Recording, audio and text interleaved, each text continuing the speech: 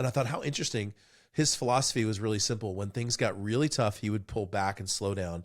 When things got really boring or slow, he would actually amp himself up. It's a principle that I use not only in the cockpit, but I use as an entrepreneur all the time.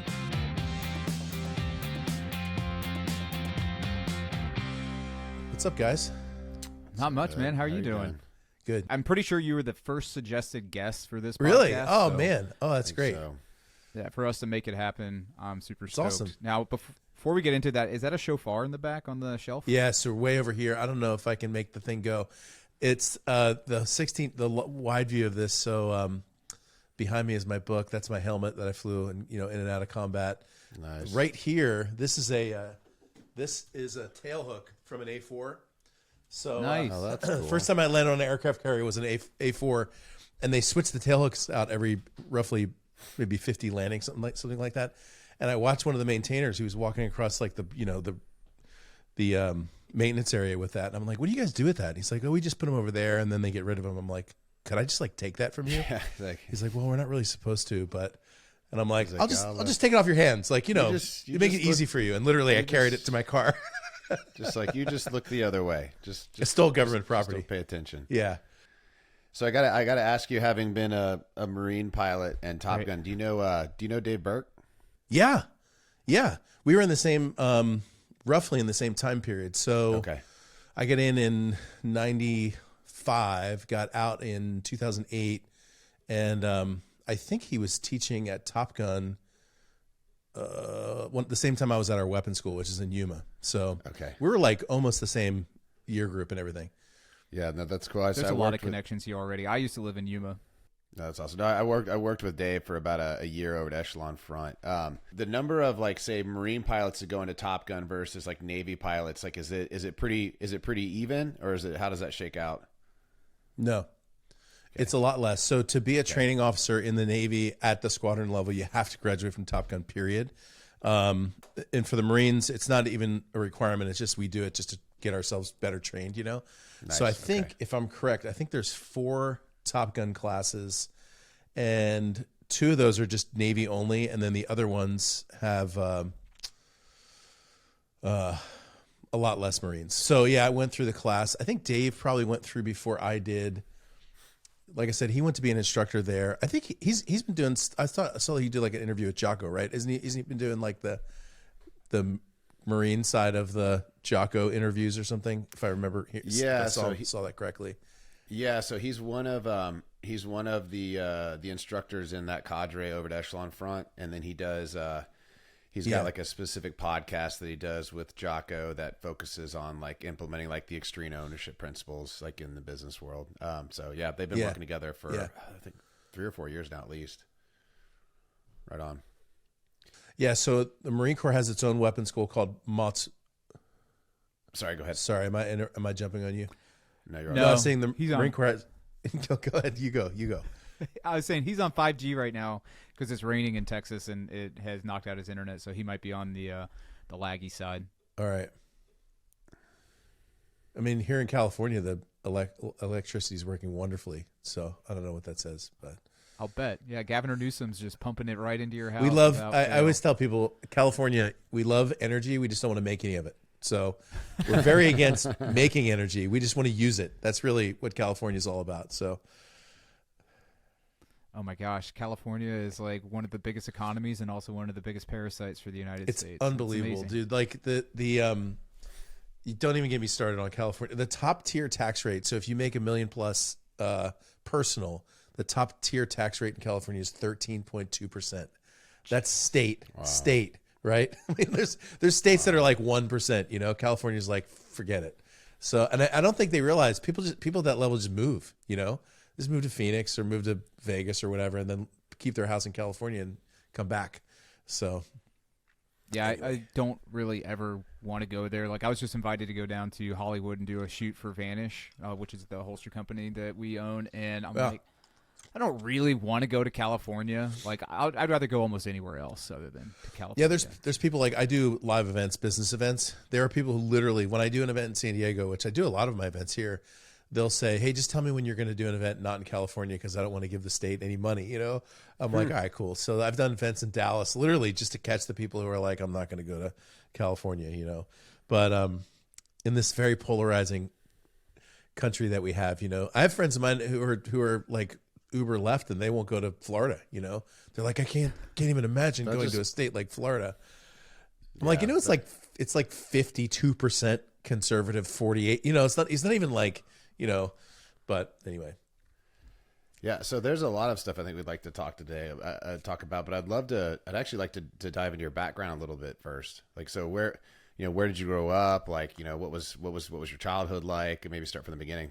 Yeah, there's some interesting stuff there. So my, both my parents are pretty famous in the basketball world. My mom's in the Basketball Hall of Fame. My dad was a famous basketball referee, so we can talk a little bit about that. And then,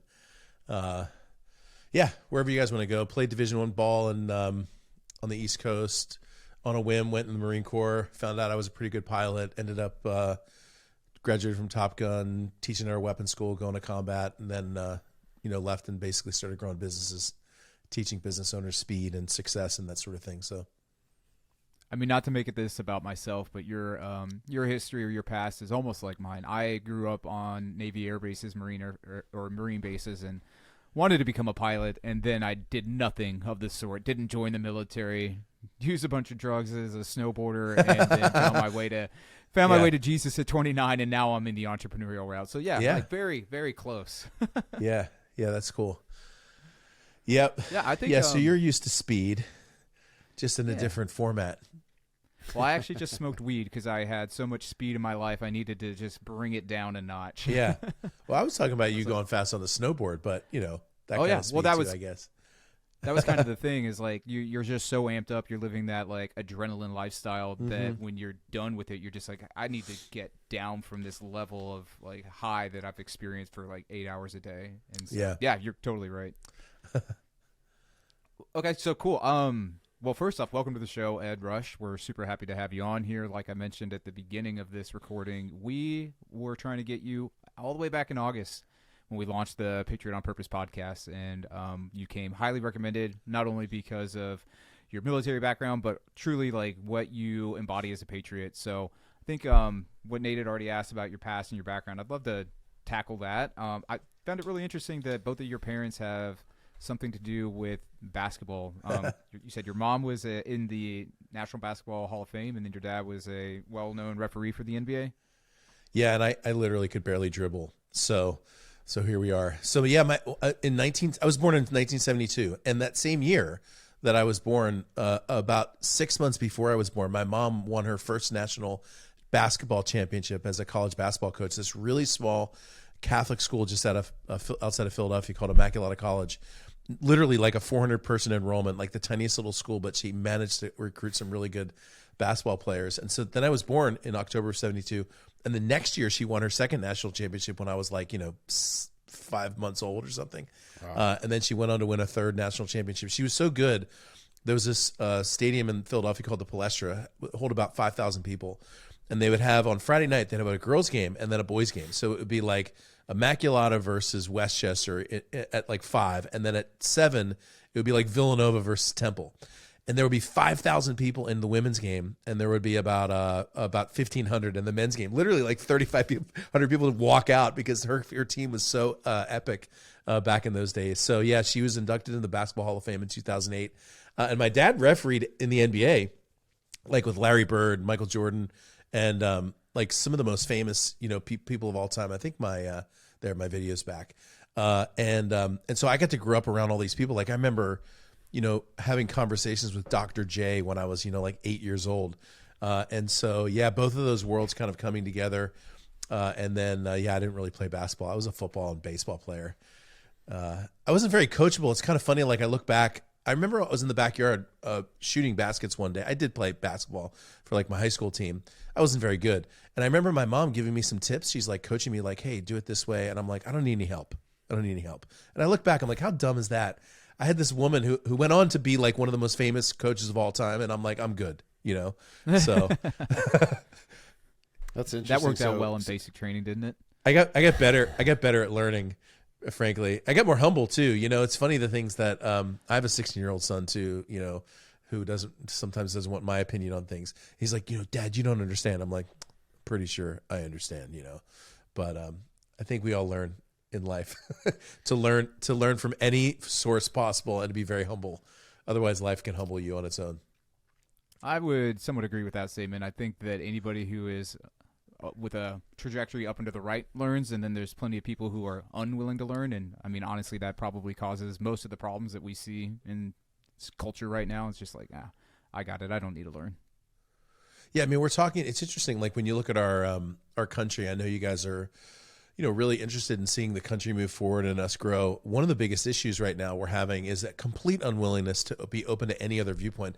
I always tell people I've changed my mind on so many things in the last 10 years that I'm frankly very unwilling to be dogmatic about almost anything. I mean, there's a couple things that I just believe that I know I'll never change my belief on. But a lot of those things I've changed my mind on, you know, and I broke out a long time ago from sort of like the whole two-party thing. But yeah, if we could just be, as a country, if we could be more willing to learn and just listen, you know, I think we'd find that we'd, you know, maybe like when I was 16, I would be able to like shoot a better jump shot, and maybe now we'd be better at, you know, being able to communicate. And yeah, so no, your childhood's really interesting. So you grew up with a mom who was a prolific coach, and then, you know, your father who also exposed you to, I would say, you know, a lot of prolific situations and a lot of great athletes. And like how between your mom and your dad, and how that kind of opened up the world to you, like how did that shape you? Like how do you think that like kind of molded you on this journey that you've been on? Yeah, so a couple things. I mean, first of all, growing up from literally birth to probably age 6, I think is when she stopped coaching. She was always winning. Like I mean, my first memories of everything were winning everything, you know? So when you're in a place where you're like, everyone's famous and everyone's winning, I think it does something to your DNA, you know, at a really young age. You just kind of expect, hey, you know, I'm just gonna go ahead and keep winning for the rest of my life. And what was interesting is when I was 5 or 6 years old, whenever that was, I failed kindergarten. I never forget this. Like I was in detention in kindergarten. Basically, the only active memory I have of kindergarten is me being in detention. I went to this Catholic school.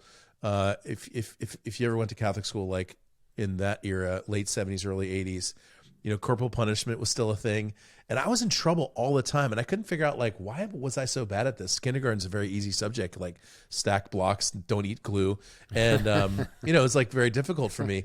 And actually, it was a transformative moment for me. I realized, gosh, if I'm not going to be able to pass like the easiest starting grade, I have to figure out a new way of doing things. And I really did. Like 2 years later, I was finishing first in my class. Like I started to figure out like life a little bit. But the interesting thing about my dad, following my dad around, being around really famous people all the time and having these conversations with people. First of all, my dad would never let me get autographs ever. It was just against the rules. My dad's philosophy was really simple. He said, you'd rather have a 2-minute conversation with someone influential than stand there and get them to write on a piece of paper. And so I started having these conversations with these people who were some of the most famous people in the world. And what it did as I was growing up was really interesting because I spent a lot of time with people who you would consider famous or celebrities or really well-known people. And honestly, I don't even care.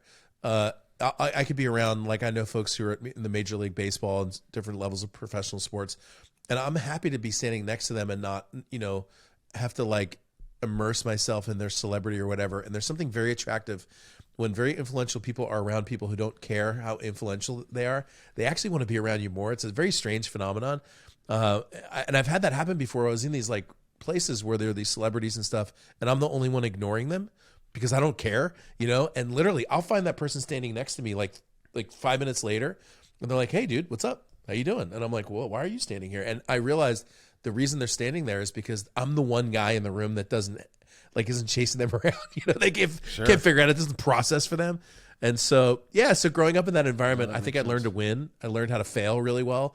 And I learned, you know, to take people to not really put a lot of stock in the person's celebrity or their influence, just treat them as people. And that made a big difference.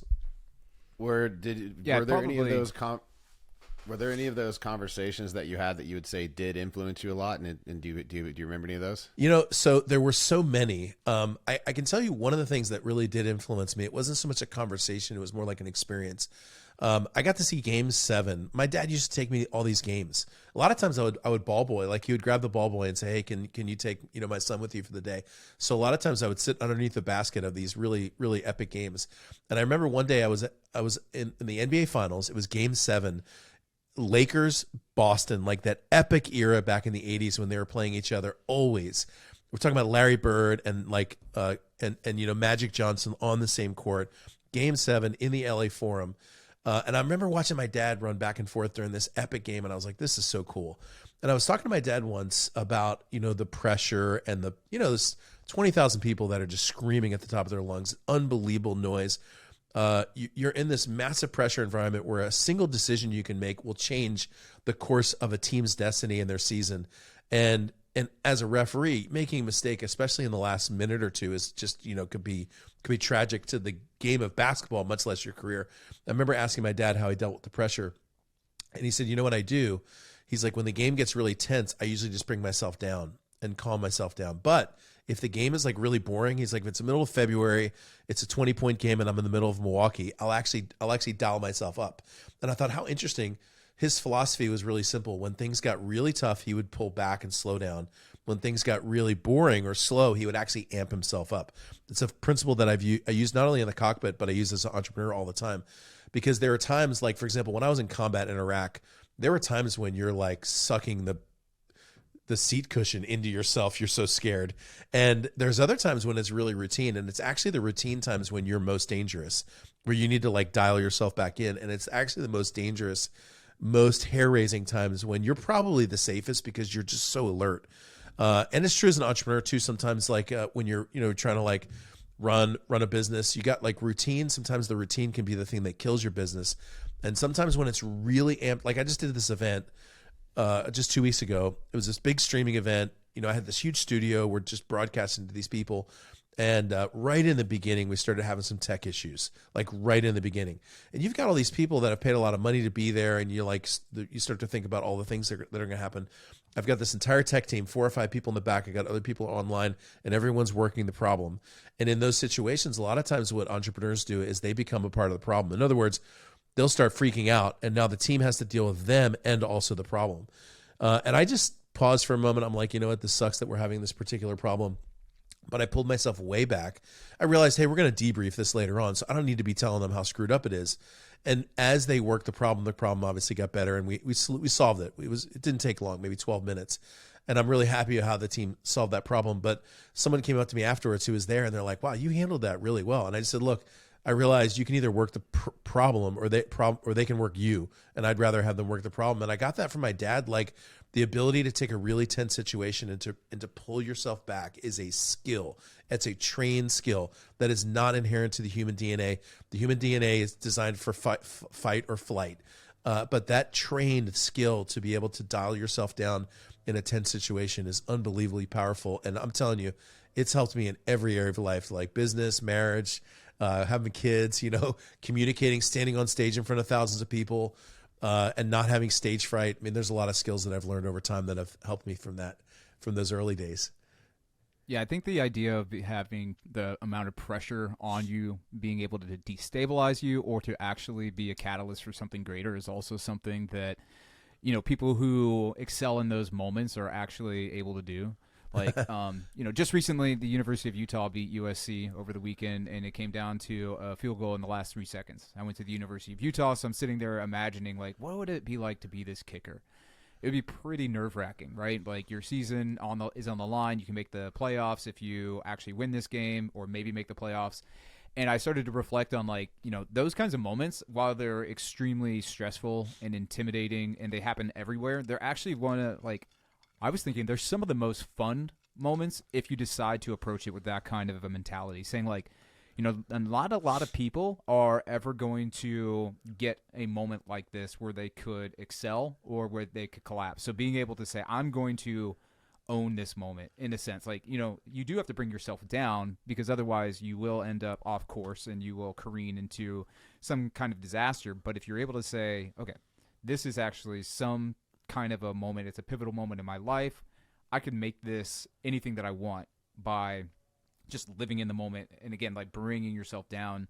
And I think that's also, in business, we see that all the time. Like, especially recently, we've been the victim of sabotage. So people have been stealing from us and then doing a ton of things to our company that were, honestly, harrowing. Like this past quarter was absolutely harrowing for us. And I just realized I have to do something right now. And that is, shift my mentality and realize that I have to be level. Because I think most of the times, like you were saying, like, where you're most dangerous, like if you're a pilot and you're just going through the routine things and you stop paying attention, that's actually where something bad could happen. And so in the normal moments, I do the same thing. I kind of like amplify my attentiveness because I'm like, okay, so everything's normal. That means I have to be on alert also because something could just come out of nowhere. We need to be prepared for this. Kind of the tangent here is that I love the fact that we're gifted those moments of pressure. Oh, yeah. Because it's such a cool thing. And I know it's cliche, but like pressure makes diamonds, yada, yada, yada. But it really is great. Like imagine not having a life where you are presented with something that could absolutely crush you. Yeah. And then you decide to encounter it head on and you overcome. That's amazing. Like that's the kind of fun stuff that I think people, like if they come into situations that are truly scary and they're like, okay, I'm just going to react this way instead of the way that my lizard brain would have me react. You're in a great place, especially on the other side of it. Yeah, fundamentally, I think you just identified one of the major issues with our education system, like the fact that like things should be hard, This is about training. I have a friend of mine, his name's Joe Madden. Joe was the manager of the Chicago Cubs when they won the World Series back in 2017, like for the first time in, 70 years or whatever, long time. And so I was talking to him one day, and he said, I was just talking about dealing with pressure and like high tense environments because, I was a fighter pilot. He's a baseball coach. There's a lot of similarities to what happens on the field to what happens in the cockpit. And he said, when I always tell my players, he said, the thing I always tell them is never let the pressure exceed the pleasure. He's like, never let the pressure exceed the pleasure. And I'm like, that is a great line. It's very Joe Madness. If you know Joe is like really into like lines like that sort of are Mark Twainish. I thought about that. And I'm like, for example, landing on an aircraft carrier. The first time I landed on an aircraft carrier, not only was I terrified, but I actually almost killed myself. But there was a point at time where I was like on the way in, and just for a moment, I was like, this is so freaking cool, man. Like, it's just something that barely anybody ever gets to do. It's a pretty epic thing to do with an airplane, land on a boat while it's moving, And so there are these moments where you should just like sit back in life and realize the moments of pressure actually create massive opportunity in your life. And if you can move through that successfully, you actually move into an area that very few people experience. It's like walking through a valley into this unbelievably open, rich space that very few people have access to simply because you were able to embrace the pressure. And by the way, a lot of that comes down to practicing. And so we don't rarely as human beings living here in the United States, like in this era, rarely do we experience moments that really create actual stress or pressure. 4,000 years ago or whatever, like people were chasing animals that were chasing them. But now, we walk through Whole Foods or Vaughn's or whatever, and the animal's already like laying there, already taken care of for us. And so we're in a very different environment. And so as entrepreneurs, business owners, career-minded folks, you actually have to create moments for yourself where you are actually challenging yourself. And that's where breakthrough is. Like, I was reading this. I saw you have that cross in the back. So I was reading this. I'll tell you the story. It's right out of the Bible, actually. It's right at the end of this book called 1 Samuel. If you're familiar with David, the King David, this is just this epic guy leading these unbelievable warriors. And he was on his way to being king. He was like ducking and running and, fighting battles all over the place. And they come back from this battle. They get back to their little hometown or where they were staying, and everything's gone. It's all been burned. And all the wives are gone, all the kids are gone, all their property's gone. It's like the lowest moment in this guy's life. And it says in that little section, it says that his men actually started talking about killing him. They were going to come in and kill this guy. Do you have Rob's mobile? Maybe text him. See, now we're talking about resistance, and we're experiencing resistance. It's not like, this stuff doesn't happen by accident. Yeah, it's right when you're talking about something that has to do with Yahweh, and it's like, no. That's awesome. That's awesome. I could do that little riff again. I'll try to find a spot where you could pick it up. So hold on, let me think about this for a second. All right. So anyway, they go back to their town and it's completely gone. Everything's gone. The kids are gone. The wives are gone. The place is burned to the ground. And in that text, it says that the men all started talking about killing David. Like all of his warriors got together and said, hey, we're going to kill this guy. And it says in that verse, David strengthened himself in the Lord. He actually asked, should we go attack? They said, go attack. They went to attack. They got everything back, plus a whole bunch of extra stuff. And then the very next chapter in the book, Saul, who's the king at the time, dies and David becomes king. Literally the next chapter. And I was like, you know what? It's interesting. I would say about 100% of the time, if I was on the verge of a breakthrough, like a massive breakthrough, big breakthrough in business, financial, relational breakthrough, fitness breakthrough, whatever, almost every single time on the edge of that breakthrough was what looked like my biggest catastrophe. Like the worst possible thing was happening here. And there was like one step to get to the really big thing. And like for you guys, for example, all the stuff that's happening right now in your business is frustrating, discouraging. And there are times when sometimes you're just like, F it, man. Like there've been times when I'm like, I'm going to burn this whole thing to the ground. Forget about it. Like you get so frustrated that you're like, I'm just going to go like hike through the woods for the next six months and say, forget about all of it. But in the moment that you push through, what ends up happening, two things. Number one, you create a set of resilience inside of yourself that trains you for the next difficulty to make it easier. And the second thing is you actually create new systems and strategies in your business that actually begin to make you competition proof. Because to get to the point at which you are, your competition actually has to go through all those same challenges, all those same problems, and most people quit during those problems. And so if you look at it from a business perspective, all those challenges and problems actually create essentially a unique category for you. In other words, it makes you competition proof and it trains you to be more resilient through the next thing. So it's easy to say on the other side of the breakthrough, but I'm telling you, man, sometimes you just embracing the suck for a little while creates extraordinary results in your life and your business. Yeah, there's a quote in a movie called Van Wilder back in the early 2000s. It came out, and I love it, where he just talks about, the quote is like, why worry about life? You're not going to make it out alive.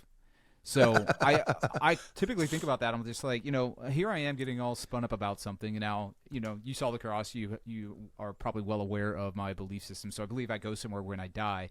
But nonetheless, I'm here on this earth presented with options or opportunities every single day. And I remember, too, when I first started launching my own business, I started off as a freelance copywriter like 10, 12 years ago. And I was listening to somebody, he's like, look, like you're going to have to level up in order to make it to a place in your business where you're comfortable, where you're making enough money to pay the bills. And then every day you're going to have to keep leveling up.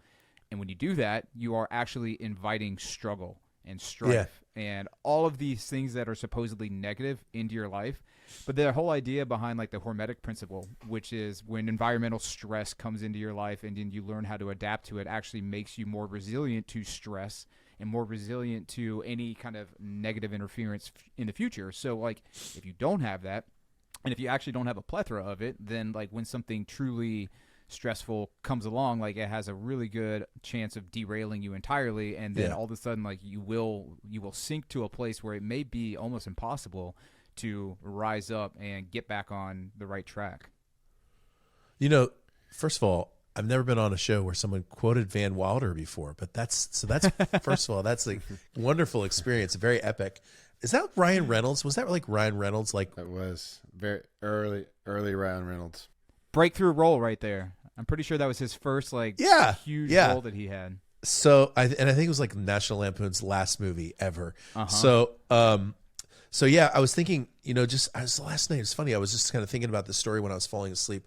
If you watch the movie Band of Brothers, there's this character in there named Lieutenant Spear, who is basically just a total badass. And there's this whole episode where there's this guy named Blythe, who essentially is dealing with courage. He's struggling with giving up versus courage. And there's this moment where Lieutenant Spear, and I'm going to get the quote wrong, but he looks at him and he goes, Blythe, the thing that you don't understand is you're already dead. And essentially it gave him this courage to be able to live actually when he realized, he was already dead. And there's a spiritual principle there as well. Like, you're a new creation.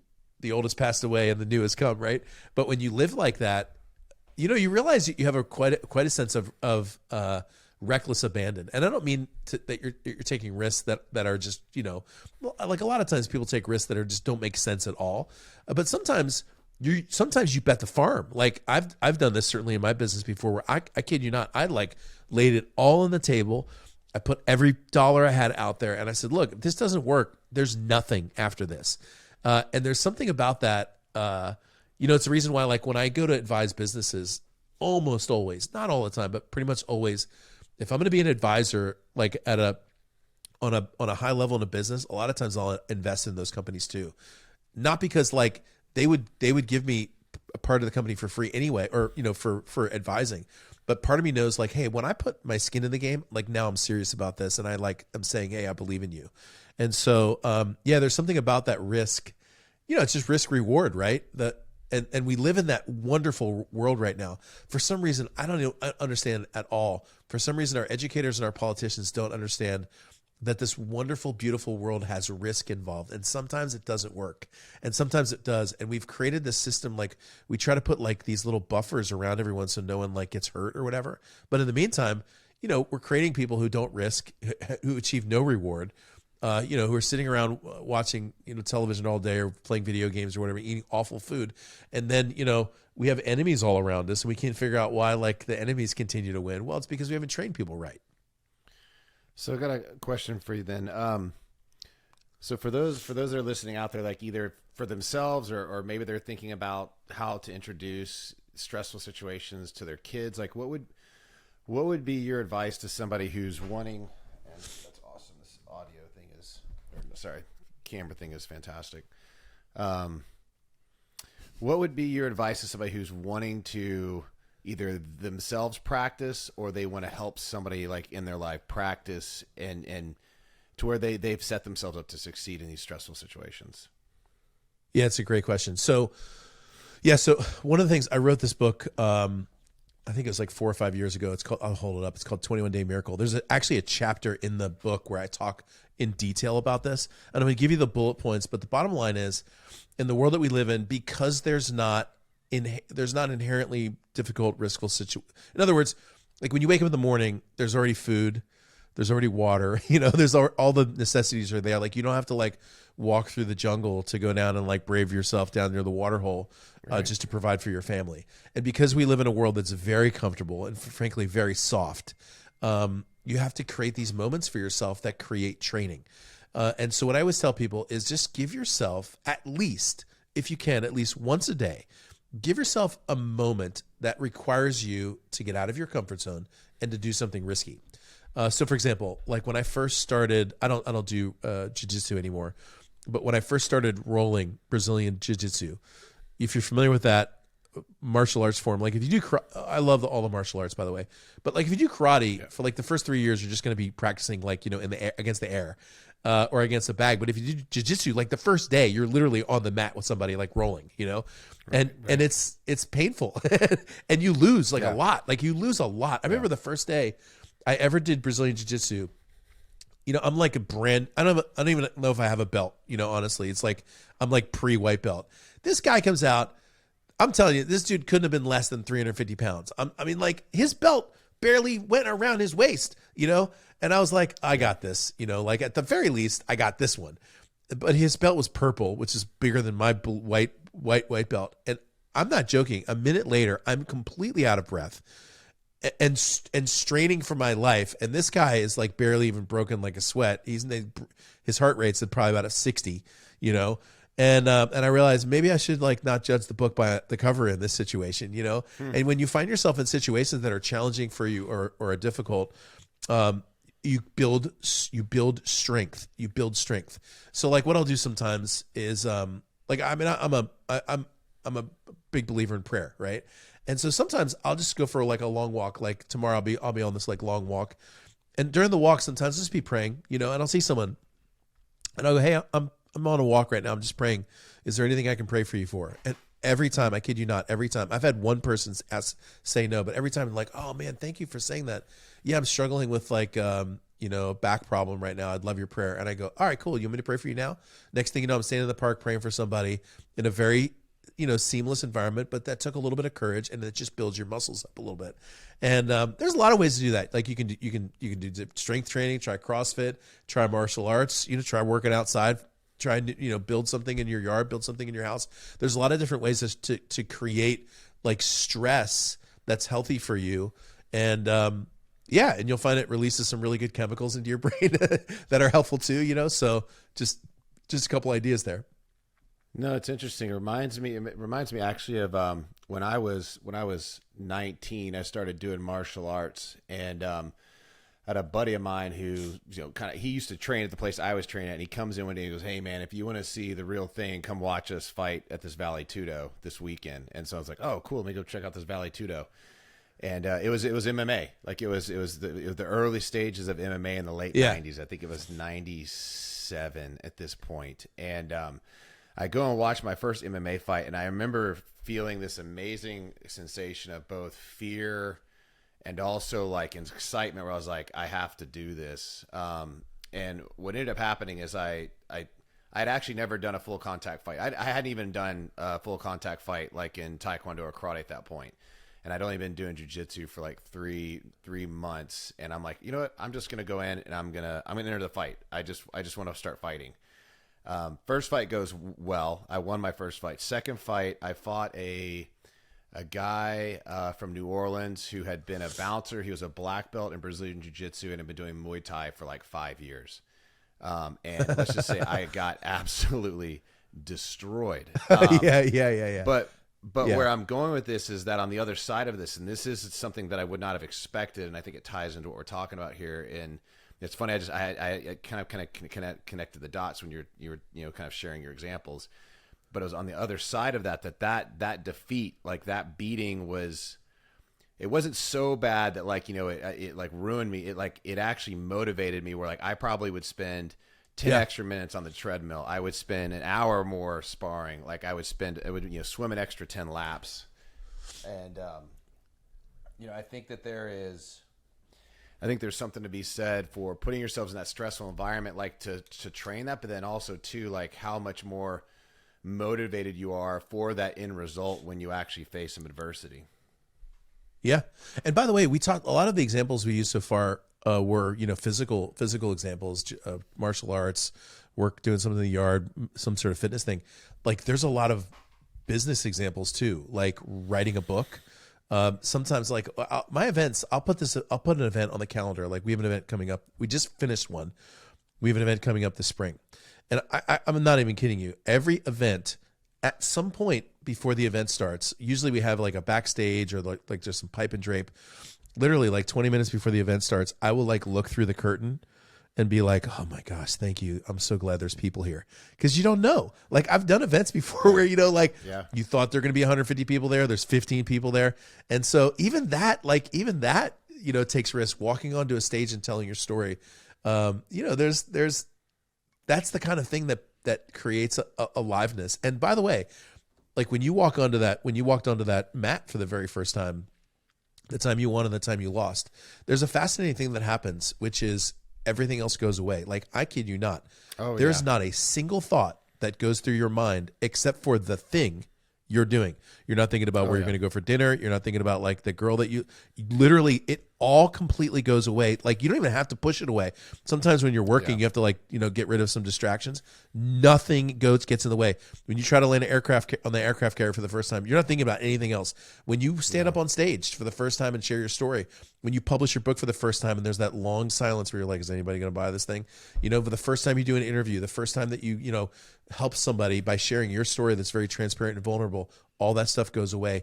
And there's something alive about that. I mean, there's something neurologically alive and spiritually alive. And there's definitely something that happens chemically inside of your body. And it's good for you. There's a reason why people's cells begin to fall apart. It's because they don't have the result of those good drugs that your body just automatically gives you when you find yourself in that situation. So take a little risk and have some fun with it too. You might fail, by the way. I have a friend of mine, he was praying one day and he called me and he said, I feel like God wants me to do a one-day event. But this guy, by the way, is like he's like a big corporate guy at one of the biggest corporations in the world, like high-level corporate guy. He's like, I was praying and I feel like God wants me to do an event. And I was like, well, do an event. And he goes, well, I'm going to do this event. It's a 1-day event to teach people how to do interviews for, like job interviews. And he said, what do I do? I said, get a room at the Holiday Inn, start promoting it, get people to sign up, charge like $47 or something like that.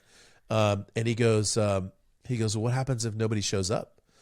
And I said, well, I mean, last I checked, you prayed. It sounded like God said to do an event. He didn't say people would show up. He just said do an event. Maybe the whole point is for you to get your curriculum together. Maybe the whole point is for you to learn how to talk to the hotel. And maybe there will be nobody there. Maybe you'll show up and there's no one there. And all the things you learned are now in your skill set. And now the next time you do it, you'll know how to do it even better. And so sometimes we think, gosh, if I'm not successful at this thing, then like well, sometimes you're not supposed to be successful like the first, second, third, fourth, fifth time. I had an instructor in my backseat the first 4 or 5 times I landed. It was ugly. I almost killed myself like every time. The first time I landed an airplane. So you steer an airplane with your feet, right? So, and like, you steer a car like this. So I'm used to like this, steering like this.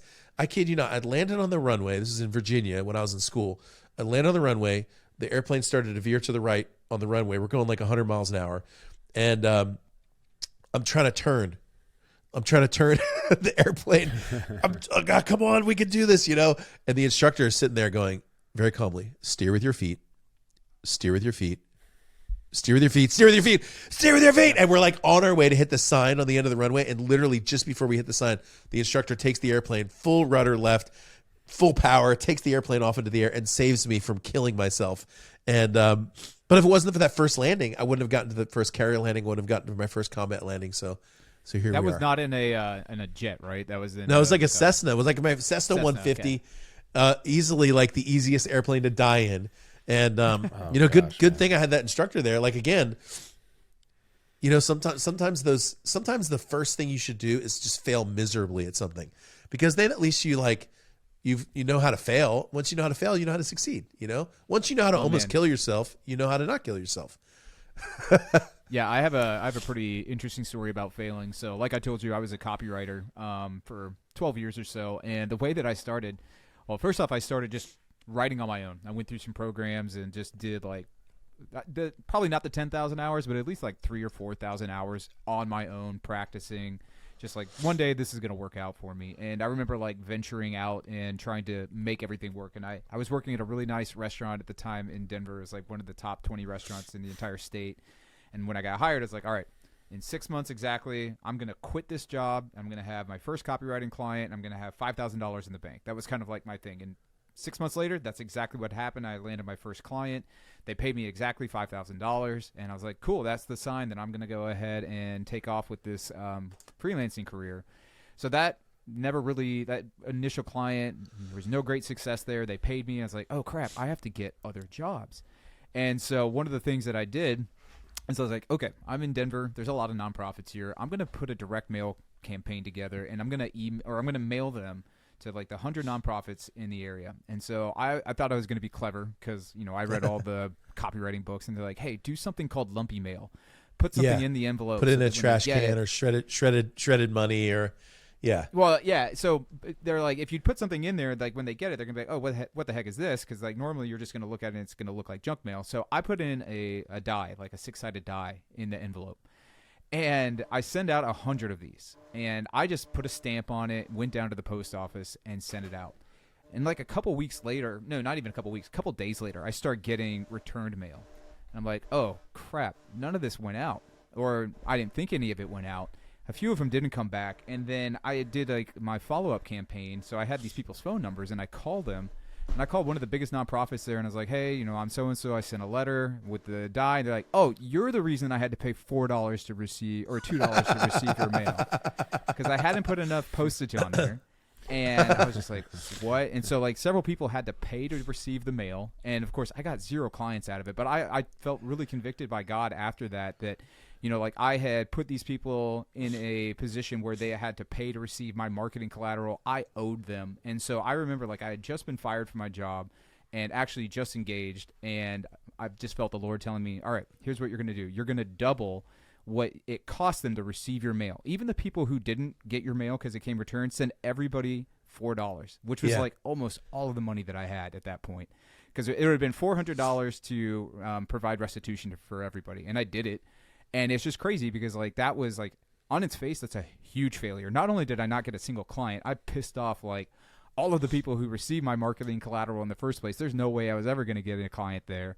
And I sent out the money and, you know, I didn't get a client from that campaign, but then the work just started coming in and like I didn't have to ask for any of it. And, you know, I was still trying my hardest to make my copywriting career take off. And yet God was just providing for me. Like I had faith that he would, especially when I knew that he told me you're going to provide restitution for all these people. I'm like, that is the dumbest thing. Like I'm literally going to have reimbursing people for sending a 6-sided die. But yeah, I think that to your point, like the failure, I mean, we fail. Nate and I fail every single day in our business. It doesn't look the same. They're not catastrophic, but it's like only 1 out of 10 things even works. And then you're hoping that the 1 out of 100 is the thing that actually takes you to a level of success that you couldn't have comprehended before. You know, the interesting thing about copywriting. So I grew up, I got in the Marine Corps in 2006, and essentially I started learning immediately, like right away, from some of the best copywriters in the world: Kennedy, Benzavenga, John Carlton. I mean, I got to know John. I got to know Dan Kennedy really well. I was running his events for a little while. Michael Fortin, some of the like best, you know, like Halbert was still alive. I mean, like the guys that were like the guys, right? And so I mean, unbelievable, right? So I started writing, 2006, started working, really writing copy. When I started building my businesses, they were all based mostly on long form copy sales letters. And what you realize when you write copy is there's no failure. There's just testing. It's just data, right? Yeah. So if something doesn't work, I heard, who is the guy? Who's the blue blocker? Joe Sugarman. Joe Sugarman. So I heard Joe Sugarman speak. And someone asked him, it was a group of like 100 people who were watching Joe speak out in Maui, where he lives. And they asked him, what's the thing you're most proud of? What's the thing you're most proud of? Dude's like 75, you know, when he's giving this talk. Made billions of dollars, right? Joe Sugarman says, the thing I've been most proud of all my failures, because I never believed I was right. And because I always knew that I wasn't going to be right, I always tested things and I always tried things. And when I always tested things and I always tried things, I proved myself wrong. And I eventually found out what was right. And his whole point was he didn't believe his intuition. He didn't even believe, you know, what he thought was best. He was always willing to try new things in the marketplace, and he was always willing to let the market vote. And I think that's brilliant, because a copywriter doesn't fail. A copywriter just finds something that doesn't work and then moves on to something else. I did this mailing, by the way, back in 2009. I had this whole like delivery that I had, like I was supposed to deliver, you know, something to about 100 people in the mail. And for some reason, I think it was it was like a Post-it thing. They all came back. Like they all were sitting in my office 2 weeks later. You know, I was trying to figure out, and I went down to the post office. I'm like, what are you guys like, just, you know, not, what do you just give it all to me? Why did you tell me? You know, I was really upset. And I was like, gosh, I'm on the verge of like my clients being really upset. This is totally screwed up in the middle of a promotion that's not working. And I was pacing back and forth in my office, and I'm like, how am I going to solve this problem? Because, you know, I'm about to lose a lot of money, and the post office, you know, obviously can't figure themselves out either. And it was in that moment, my little dog at the time, I had this little pug, this little 50-pound attack pug, and he was asleep. He was asleep in the office. I'm like, thanks, a lot of help you are. And it all of a sudden, literally, as I'm looking at this dog, I realized, oh, I know what I can do. And I created this whole campaign. The whole entire campaign was sent to my customers by Fat Leonard the Pug, the marketing director at edrush.com. And I literally had his picture on there, and the whole entire campaign was, I made a huge mistake and I need to cover my tracks, so don't let Ed know that I forgot to send the mailing. And literally, like, I sent this whole thing out, and I blamed my dog, you know, or he blamed himself. And I was like, don't tell him, I totally forgot to send the mailing. And instead of people being upset, I got so many people who were like, oh my gosh, I'm so glad that I bought this thing because you made me laugh. Like literally, I screwed everything up, but they were so thankful because I made them laugh. And I thought, you know, with a really good copywriting, you can change even the worst situation. And that, not only was that not a failure, I used that same I've literally, for like the next 8 years, I used that exact same, like we would purposefully send the thing late, then send the Fat Leonard the pug letter, because we knew people liked it so much. So just so you know, sometimes your biggest failure can literally turn into like the biggest breakthrough if you let it, if you don't quit, you know? So Yeah, it's fun. Yeah, that's the big thing. Just encouraging people to say, like, you should go out and risk. You should entertain. Actually, you shouldn't even entertain failure. You should invite it, because at the end of the day, like you said, it's data. Because you have to fail that many times in order to learn what the right thing to do is. And, so many times you think, oh, this is a no-brainer. This is going to work. We're going to kill it. And then you're like, whoa, that was a false assumption. But at least you have the data coming back to tell you which way to steer correctly. Yeah, and it's what happens in the space in betweens. Sorry, I'll talk and then. So it's what happens in the space in between. So I always tell people, like, I'll speak to like professional teams, so one day I was in the clubhouse with the Angels, Los Angeles Angels, and I was thinking through, like, the baseball versus football or some other sports. Like, for example, if you're a tennis player, there's very little space in between failure. You literally are back into it almost every single time. If you're a football player, there's like 25 seconds in between plays, so you don't have a lot of time to do this. A baseball player, like right now we're recording this, we're in the middle of the baseball playoffs in 2023. Baseball players have like an hour in between at bats. You have a long time to process. I play a lot of golf. And if you play golf, like, you've got like 10, 12 minutes in between swings, especially if you're walking the fairway, where you have all this time to, like, think about something. And it's what happens here in your mind that affects everything.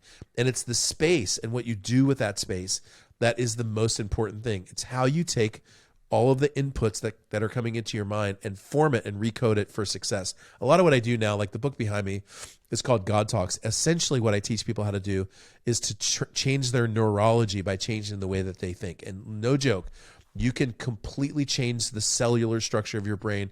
You can completely change the wiring of your brain. You don't even need drugs to do it, simply by training yourself to think properly. And how you deal with this topic, we're talking a lot about failure, but how you deal with failure and success and the time and the space in between literally will define whether you're going to be a billionaire or whether you're going to be broke, whether you're going to succeed at changing the world or whether the world's going to change you, whether you're going to have an amazing legacy or zero.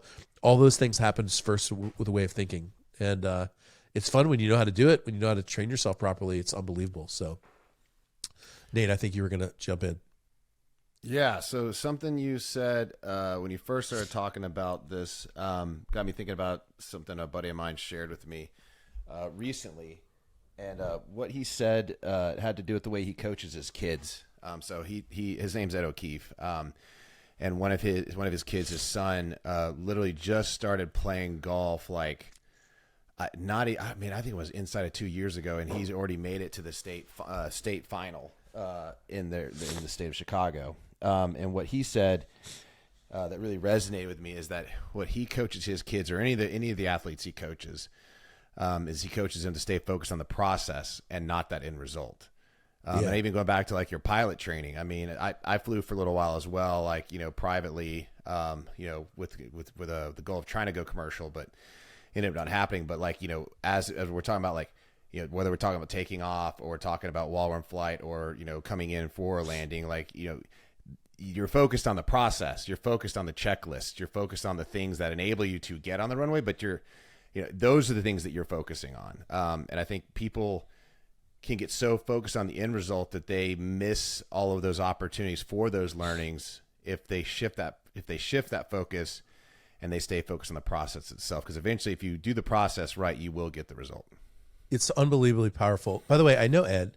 I used to speak at Ed's events, when he used to do the dentist events. Oh, that's amazing. Yeah, so way back in the day. Brilliant entrepreneur, by the way, and a great copywriter. We were just talking about copy. Ed's Fantastic. Really good at that. Yep. So it's interesting you're talking about training your kids. So I like I said, I play a lot of golf. And if you're around the golf community, you know that basically everyone's trying to, like, work on something, shave off 2 strokes, do this better with my putter. Like, they're all trying to, like, achieve something. And then the moment they achieve something, they're, like, completely dissatisfied again, and they're going to achieve something else. And most golfers find themselves in this entire loop where they're essentially dissatisfied always about everything. And it's a horrible way to go about a sport that can be really fun, and actually, especially, like, for the longest time I played here at this country club, San Diego Country Club. It's one of the nicest clubs in San Diego, full private. Like, you should think it was an unbelievable gift to be able to play at a place like that. And so I was finding myself going into that golf culture of dissatisfaction. And I'm like, forget this, man. I'm not going to play this game anymore. And so I ended up reading this book called Extraordinary Golf, which is a brilliant book. And in the book, the writer describes something called an enjoyment score. The enjoyment score, like every golfer at the end of a hole gives himself a score, like how many strokes you had, 4, 5, 6, 10, but what he encouraged you to do is at every hole, give yourself a score, but then give yourself an enjoyment score. And then at the end of the round, give yourself an overall enjoyment score. And I started doing that. And I kid you not only did it completely change my outlook on golf, I started to like smell the mown grass and like look at the flowers and like, oh, that bird is really pretty that just flew by. And man, what a gift it is to be out here. And man, I just like love this walk and I'm so thankful. And all of a sudden you're literally your thoughts begin to change. But when your thoughts change, your neurology changes. When your neurology changes, your physiology changes. And I actually started getting better at golf, right? I just started having more fun. And so my son, both my boys play baseball, but my 16-year-old's very good. And he was moving into an era where it was getting hard for him. And I said, look, here's the deal. This entire summer, I'm going to ask you 3 questions at the end of every game. The first question I'm going to ask you is what your enjoyment score was of the game. So the second question I'm going to ask you is something you enjoyed about today that has nothing to do with your performance. Literally, it can have nothing to do with how you performed today. It just has to do with how you enjoyed your time. And then the third thing, I want you to tell me one thing that you learned that you're going to take away from today, literally like a baseball thing. And he would get in the car and he'd be like 7, 9, 5. He literally would sit down. He wouldn't even say my enjoyment. He would say 5. And I would say, what's one thing you enjoyed? Even on the worst day, what's one thing you enjoyed? He's like, I just like enjoyed hanging out with the guys and, telling stories in the dugout. I'm like, awesome. At the very least, you can anchor yourself emotionally, neurologically on something that you're really happy about. And it also speaks to focus, right? So I teach, like when I'm talking to people about golf, I say, look, what are you focusing on? Most people, when they play golf, focus on their swing. They focus on their swing. Well, that's nothing.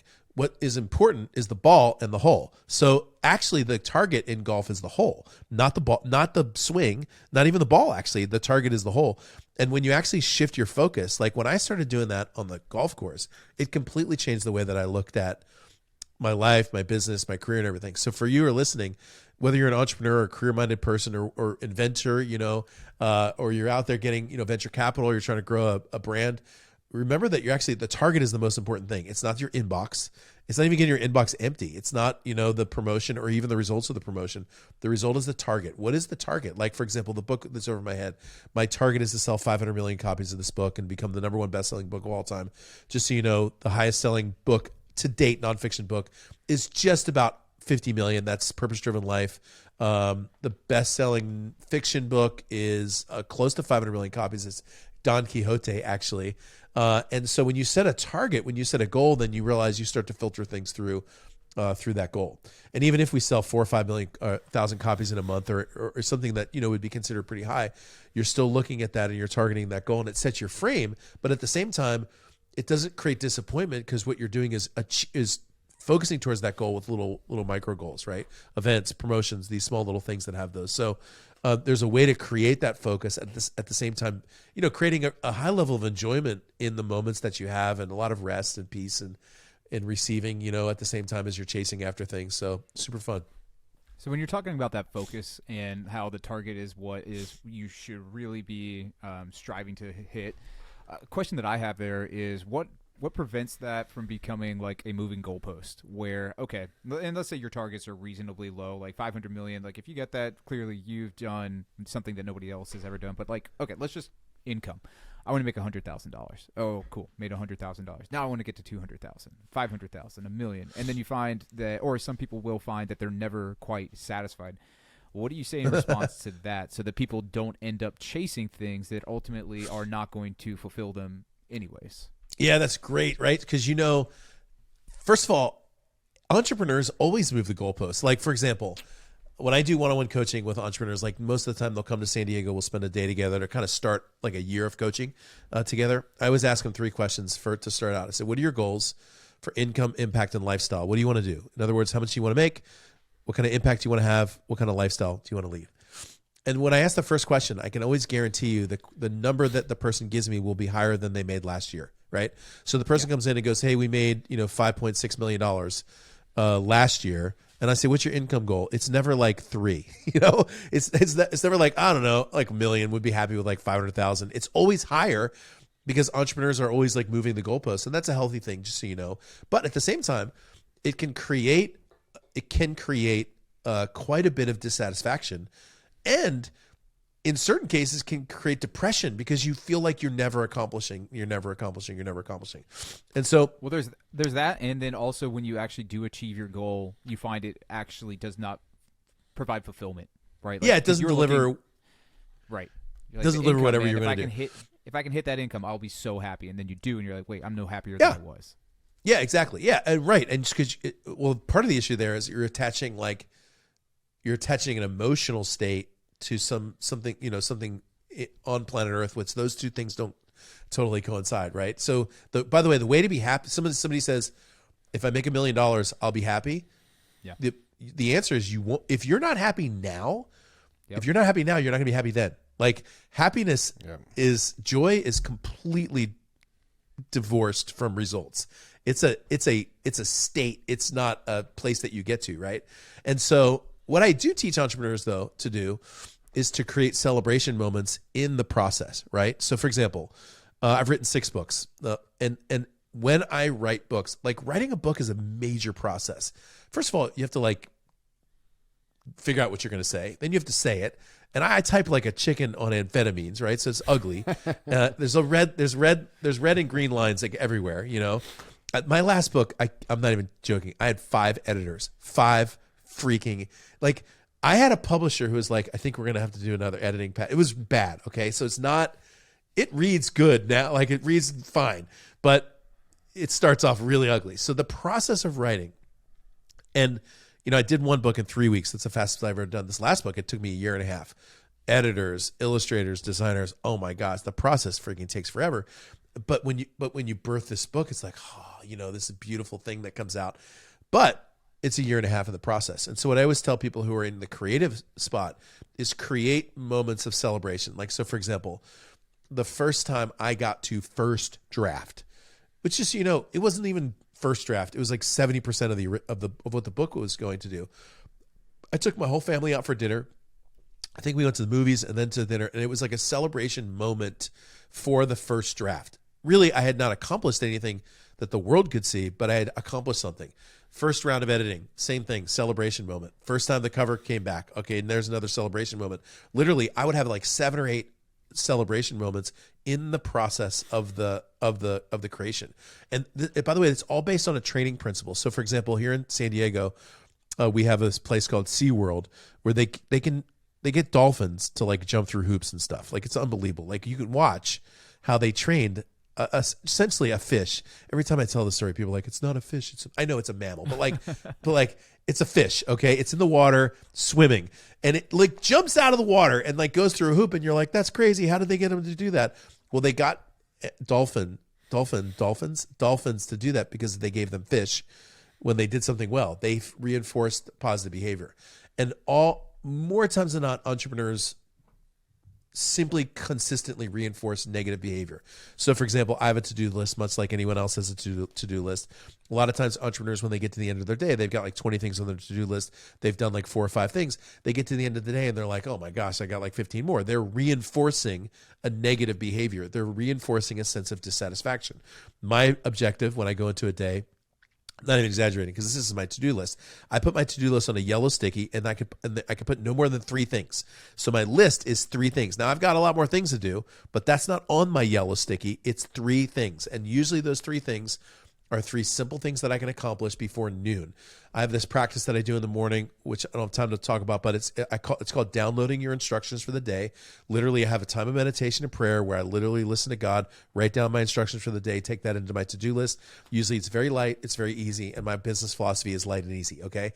So I sit down, I do my to-do list, I write my 3 things down, I do my 3 things. I usually am done before noon. I take the paper, I ball it up, and I throw it away into the recycling bin, and I say to myself, good job, great day. Now it's noon. And I say, good job, great day. And I say that every single day to myself because I watched how they train dolphins through positive reinforcement in fish. And I want to train myself for success, for productivity, for getting things done, for also feeling a sense of accomplishment at the end of the day. And that as an entrepreneur is huge. Those little moments right there of celebration. And so, yeah, I do want to sell 500 million copies of the book. And no, we haven't even gotten anywhere close to that. Like we're not even at 1 million quite yet. And I have to say, like, I'm a little disappointed in that. But at the same time, we've created celebration moments along the way that have created positive reinforcement to continue on. And so, yeah, life can be difficult, and sometimes it can be frustrating. You don't hit your goals, and your metrics and things don't come in the way they want to, or a promotion doesn't do what it's supposed to, or a partner that you thought was going to be, a great promotional partner duds on you or disappears, or, you get a big complaint from someone, or a product doesn't come out right, or you have to, give somebody a refund or whatever, or give a group of people a refund. Those things are all negative reinforcement. Your job as an entrepreneur is to create positive reinforcement, external, by the way, to the rest of the world, just internal to yourself, so that you can succeed and, change the world. That's what we're going to do. Love it. No, that's awesome. How much time do we have left? It's been an hour. Are you able to keep going a little bit longer, Ed? Yeah, whatever you guys need. I have a question. So, I have a Bigfoot shirt on. I happen to be somewhat in love with the mystery of the Yeti, Sasquatch, Bigfoot, whatever you want to call it. So recently, the United States government has been doing soft disclosure, and a lot of that has been spearheaded by people who were in the military serving as pilots, so whether Air Force, Navy, Marines, even the Army. And my question You want to to ask you about is, UFOs, don't you? man, did you ever see anything when you were out there flying around in the sky?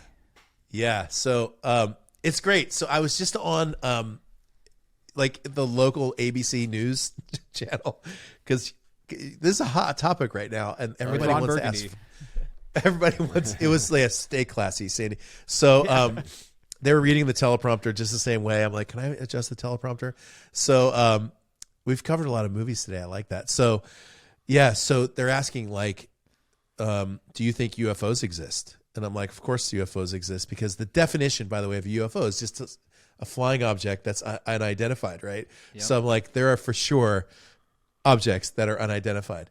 By the way, I never saw anything out of the ordinary when I was flying F-18s. I never even knew anyone who saw anything out of the ordinary or extraordinary. I wish that I had, so here's if you want my official opinion, I'll give you my official opinion, but I don't know. So I'll give you two parts. I'll give you two sides of the opinion. First of all, the large majority of UFO sightings are around military bases. Yep. So I'll give you an example. In 1991, there was an airplane that showed up kind of out of nowhere in the middle of war, called the Stealth Fighter. It hit the news when CNN was doing 24/7 news coverage. All of a sudden, this airplane shows up in the middle of war, which is nearly undetectable to radar, and the media went crazy over this airplane that they had never heard of before. Well, that plane had been 20 years in the making, and we had been testing that airplane all over the country, but specifically in areas on the West Coast. And for about 20 years, people were seeing the radar or the infrared signature of that airplane, especially at night, and it didn't match anything in that person's encyclopedia of what an airplane should look like, and therefore they believed it was a UFO.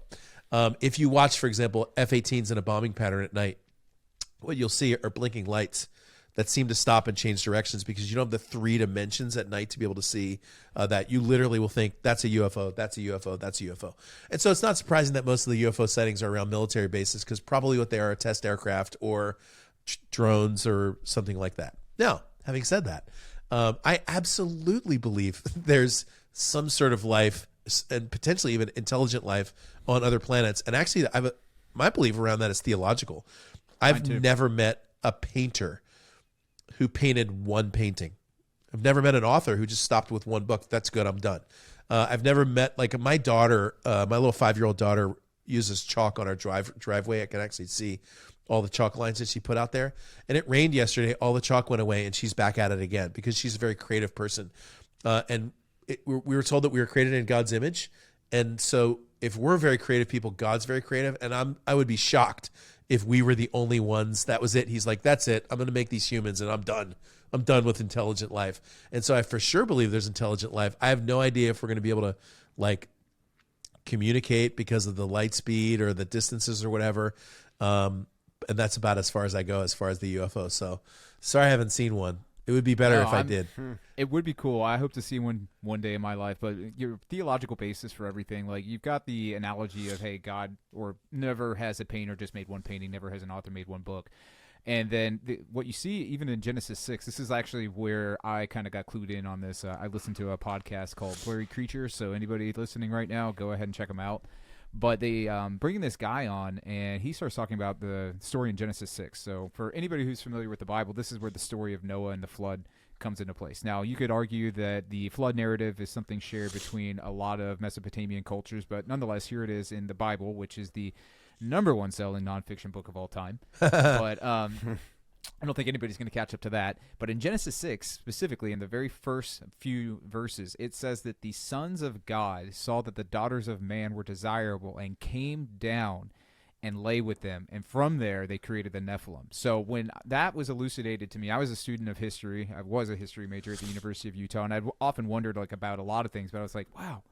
It literally says sons of God, and if you start parsing that out in some of the ancient language, that actually means people who were in the royal court of God, and God is understood to be in the heavens, and the heavens are not here on earth. They're clearly above at least like our atmosphere. Now, where exactly they end up being, we don't know. And I was like, okay, so he did make other things. They are similar in nature and in appearance to humans because they actually impregnated them.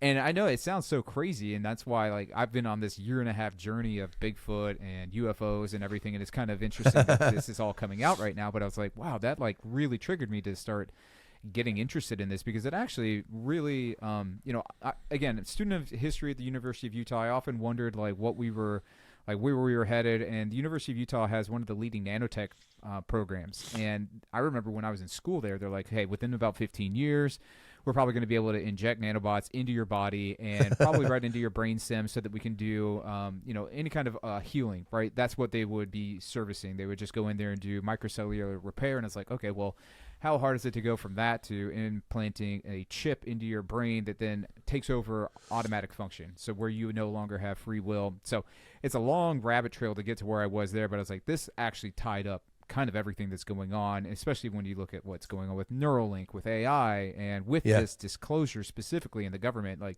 a lot of people say that's like a way for them to kind of pregame. So by the time they're ready, everybody's been desensitized to it, and it's like, oh, okay, yeah, aliens, we get it. But there's another. Have you read C.S. Lewis? So C.S. Lewis has a space trilogy. Paralandria, the Silent Planet. Out of the Silent Planet. So there's the other theory is, aliens were made in God's image like we were made in God's image, and they just looked at us and was like, whoa, just stay away. Just leave that dark planet to themselves, But, it's interesting when it comes to the government, having worked, obviously in the government. And having stolen from the government. I think it was having stolen a tail hook. We were talking before the show about how I walked off somewhat with permission. This A4 tail hook. They weren't going to use it anyway. So just going to go in the just ocean. recycling it. So what was I talking about? Having worked in the government, I think it was Ben Franklin who said, never attribute to conspiracy what can be attributed to incompetence. And if you want to know, by the way, my philosophy on the current presidential administration, that sentence basically sums it up. There's a lot of people who are like, there are these people in these back rooms. And I'm like, there's people in back rooms. But honestly, what I see right now is just a high level of incompetence. I'm not even sure people even know what they're necessarily doing. Like right now, just so you know, we're in the middle of this moment where Congress essentially shut down because they haven't voted in a new Speaker of the House. It's maybe the best thing that's happened to the country. Like if Congress could just not meet for the next couple of years, we'd save a lot of money, save a lot of problems. It's like at this point, but when it comes to like all the disclosures and the UFO, I actually don't think it's so much of a master plan. I just think it's a bunch of people just kind of pushing some buttons and making some decisions. And I don't know, like, I don't know what else there is. And maybe there is some great, big, gigantic reveal. There probably is regarding the Kennedy assassination and a lot of other things that happened in our country. We're starting to find out, like, some pretty horrible things, like the FBI had targeted Martin Luther King for years and sent him like packages in the mail of like his, pictures from his like various, trysts and that sort of thing. Our government has basically been doing pretty horrible things for a really long time now. It's not surprising that some of that stuff has come out, but I don't know where I was going when Am I going to trigger anybody here by asking Martin Luther King Jr. had trysts that the FBI knew about? Yeah, so okay. it's actually fairly at this point it's public knowledge thanks to Freedom of Information Act. So J. Edgar Hoover, who clearly was an awful person, believed at a period of time that Dr. Martin Luther King was like the biggest enemy of the United States, which is ridiculous, right? When you can think about what he was doing and what his approach towards nonviolence and everything. That's crazy. But we had, frankly, at that time, we had awful people running the government. Much like right now, we have awful people running the government. It's very similar times.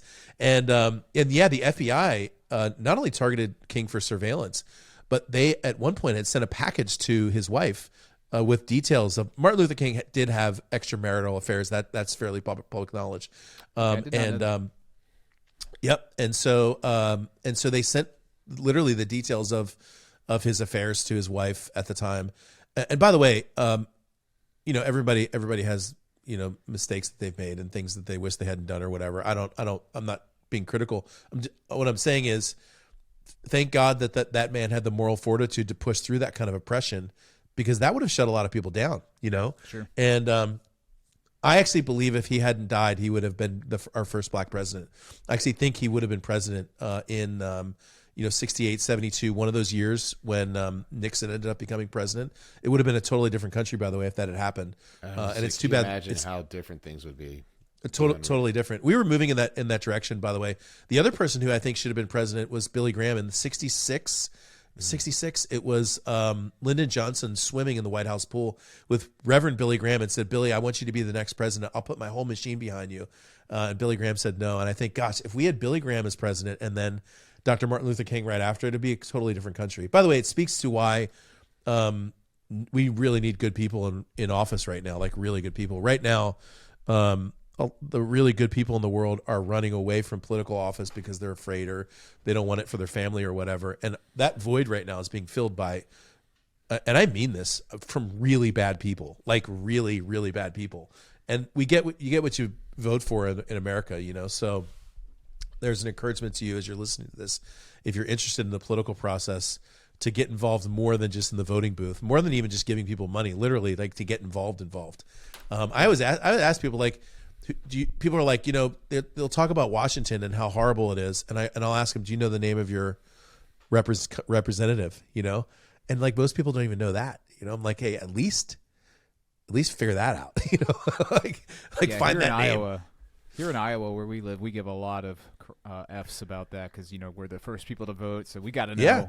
I know Miller Meeks and all that kind of stuff. And, one of the things that I've felt about politics in general, I recently listened to Eli Crane, who's a retired Navy SEAL. And I think he's, I can't remember which district he represents in Arizona, but he's part of the House. And he was on the Sean Ryan show, and they're just talking about, like, what is it really like there? Is it like back rooms and cigars and extortion? He's like, yes and no. Like, the hard part about it is this two-party system, this political machine is so big and so entrenched in bureaucracy and also just bought and paid for by large corporations. And I know that this is nothing new to anybody any longer, but like corporatism as a whole is what makes it seem like such a daunting task to really be able to do anything. Like if I were ever to be elected, I'd be like, maybe I can just go in there for 6 years and then just be a wrecking ball. Because that would be the only way that you could actually exact any change. You would have to go and break the system, which is to your point, Ed. It's great that they're practically shut down while they're trying to figure out who the speaker is. Now, I get it, like government, especially when they do the shutdowns and people aren't getting paid after a certain time. Like that certainly does stink. But let's just be honest. There's too many people working in the government as there is. Like it's just a monstrosity. Yeah, I mean, it's not so... So for example, I was walking in DC about 3 weeks ago, just spent a day just sort of walking around the city. There's this massive marble building that says Department of Agriculture. And I'm like, man, that building is like a whole block, like how many people work at the Department of Agriculture, Then I walked another block. There's this bridge to another building the same size that says Department of Agriculture.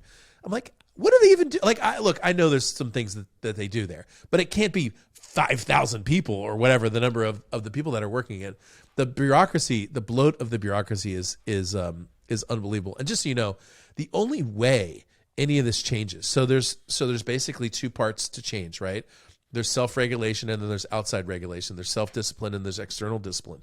So right now, our political process and our political leaders have been given, 20 years at least, to regulate themselves and to be able to fix the problem that they're creating, and they haven't. And what ends up happening if that doesn't happen, just historically, simply put, historically, then it gets regulated externally. Mm-hmm. So inevitably, there's a financial crisis looming in our future, obviously, simply based on the unbelievably dumb financial decisions that our government's been making. And just so you know, that's not even a partisan statement. I'm not a member of either party. So you know, that is across the board. Like, part of the reason why I left the Republican Party a long time ago is because they spent money, like worse than their predecessors did. I'm like, that's not conservative. I'm paying actual taxes. Like, I'm actually paying the money. I'm giving you the money. I'm like expecting you to be a good steward of what of the resources that are being given to you. And it started to get just like, I couldn't believe like what we were spending money on during when there was a Republican president, Republican House, Republican Senate. I'm like, come on. So I became a nonpartisan because I wanted to think like for myself. But the only way it begins to change is through pain. And obviously we have a fairly big financial crisis ahead of us. Inflation, money supply. They've gotten to the point of no return. There's no way the Federal Reserve can move rates in such a way that it'll put the genie back in the bottle. And so when there's pain, there's change, and that's exactly what's coming our way. And so I always tell people, like, don't fear the future, don't fear, a little bit of financial pain, because it's what's going to happen. Look at it as an opportunity. If challenges come, we're quoting the Bible earlier. In the New Testament, it says God hasn't given us a spirit of fear, but of power and of love and of a sound mind. So anytime you're looking to the future and you're like, man, did Ed just say that we're going to have a financial problem? Yeah, we're going to have a financial problem. We've bought that. Our lawmakers bought that for you. They decided on that a long time ago. They sent a lot of your money away, and now the piper gets to get paid. That's just the way that it is. But especially if you're an entrepreneur and a business owner, there's also a lot of opportunity. And actually, in the business you guys have, there's a lot of opportunity in that space. My business too. Like, I'd give advice for a living, basically. And when things turn down, people want more advice. So just look at it as an opportunity in your business, see how you can make how you can grow during downtimes. Yeah, it's kind of interesting that you would say that. Sorry, Dave, I'll just complete this thought. And then it was just about how last week we were approached by an organization that was like, hey, can you get all of this stuff for us because of what's happening with Hamas and Israel? A bunch of survival supplies. I was like, this is why the military-industrial complex exists. They just create wars to make money. Because we're sitting there, like, if we could have fulfilled that, it would have been a huge payday. I'm like, oh, now it makes sense. They just go out there, and it's not saber-rattling on purpose or for no reason. It's just like, hey, how do we go ahead and get massive amounts of money to move or change hands? They say that publicly now too. This is the like the good and the so. It used to be like you're talking about all these things used to happen like behind closed doors. Nowadays, they just talk about it because they're like, we're so powerful. It's like yesterday in an interview, Mitch McConnell was like, we're building our, these are helpful because we're building our military industrial complex. I'm like, did you just say it like the quiet part out loud? But they don't even mind anymore. So all that's good that they're saying that, because it's always like the end of the movie when the bad guy starts like bragging about things that that they're about to lose. So, and they're about to lose. Don't get me wrong about that. They're about to lose. Go ahead, Nate. Yeah. So earlier we were talking about not becoming the problem, like from your perspective, and how else can, like, just Adam, myself, you, anyone that's listening to this, how can we not become part of the problem? I mean, because we've already talked about we haven't talked about it. Everyone is very aware of how divided things are. So I guess it's a two-part question. It's like, one, how can we contribute to not becoming part of the problem? And two, do you think there is a path back to actually being unified? I know you mentioned pain involved in that equation, but I'd love to hear your thoughts on that. Yeah, awesome. Thank you for that. So a couple things. So first of all, the most important thing you can do, the single most important thing you can do to not be part of the problem, is to think independently for yourself about the issues. Just so you know, I know thousands and thousands of people, and I probably can count on one hand the number of people that I think would fall into that category. You need to be able to think independently for yourself about the issues. The first way to do that is to get completely off media, for at least a month, okay? At least a month. And when I say media, I mean news in any format, radio, TV, online, offline. Delete the social media apps on your phone. I literally have no social media apps on my phone. I don't do it. I don't care about it. It's not even important to me. I don't want to know. And then immerse yourself in something else. Read history. Like if you want to start, read some American history. Start with Malice Towards None, the Abraham Lincoln biography, or start with 1776, or one of Jeff Shara's, fictional novels about history. Like start reading, do something completely else. That detox is very important. Most of what comes through the media on both sides, by the way, is a very elegant form of brainwashing. Okay. You need to be able to think for yourself. And look, I know you feel like everyone feels like, I'm pretty neutral. I'm pretty moderate on the issues. You're not. Okay. Everyone, you're essentially being taught what to say and what to think. Your ideas are being handed to you by the media or by the person that you follow on Twitter the most, okay? And it's on both sides. So just do it. Just get off for a month. First of all, you'll find out in the first 5 days, you'll be like terrified that you're missing something. Then what'll happen is you realize you didn't even care. Honestly, like 2 weeks later, you realize I didn't even care. Like I go on these long news fasts. I was on a whole month news fast. And remember when that submarine imploded over the Titanic? Yes. Yeah. I literally, I'm not joking. I was in my room getting ready to go to bed, and my wife's like, "Did you hear about that submarine?" And I was like, "What happened with the submarine?" And she's like, "Well, it was lost for like 3 days." And I was like, "Well, did they find it?" She's like, "Yeah, it imploded." And I was like, "Well, okay." And you realize I don't even care. But what I did also realize is, if I was watching the news for like 3 days, I'd be like, what happened to the submarine? What happened to the submarine? What happened to the submarine? And you being disconnected from that creates freedom, okay? So I can't even be more adamant about it. Get off, completely off. Delete all the apps. Who cares, okay? Live your life, read a book, go for walks. Think independently. Do it longer than a month if you can. The second thing, and just so you know, I do like news. I get interviewed by news radio all the time. I'm on like all these talk shows, and I still don't even watch the news. If I need to prep, people are like, "Hey, can you come and be an expert voice about the bombing, in Syria?" I will literally read up on the bombing in Syria, and then I'll come and be an expert voice based on the things I know about being a fighter pilot. The second thing, there's really great questions, Nate, that you asked. The first one was sort of how do you do that? The second thing is how do you look? How do you look into the future? Because the truth is, it's one thing to talk about the problems, and all of us can talk about the problems because obviously we have pretty significant problems. But it's another thing to be part of the solution. My opinion, and by the way, this is just my opinion, and I'm happy to be wrong about this. My opinion is that the current solution, number one, can't be found in the bureaucracy in Washington, D.C., and number two, isn't going to be found in the current system. Period. Just isn't. Our current system has grown so big and so corrupt and so institutionalized in its corruption that, like I said, they're talking about it out loud right now. My firm belief is that we're 2 to 8 years away from a new national movement that is essentially a third party, or what I'm calling essentially America's first party. In other words, like something completely different. Every year, statistically, each of the parties lose 1% of their enrollment. And that's been happening, by the way, for the last 10 years. The two parties are actually dwindling in their numbers. There's talk about, shifting back and forth. There's not. The people are beginning to dwindle. The party, for example, the Democratic Party of the 60s, that John F. Kennedy party that I mentioned, that does not exist anymore. Literally, that is not the current Democratic Party. Like if you believed that, ask not what you can do for your country, ask not what your country can do for you, but what you can do for that doesn't exist. The Democratic Party of the working person, that does not exist. The laborer, they don't represent that faction anymore. If you look at a guy driving by in a work truck, chances are that person's probably a Republican now, not a Democrat. That used to be the party of the working person. But at the same time, the Republican Party has missed out as well. I was having dinner. I know some of the most influential people in Washington on both sides.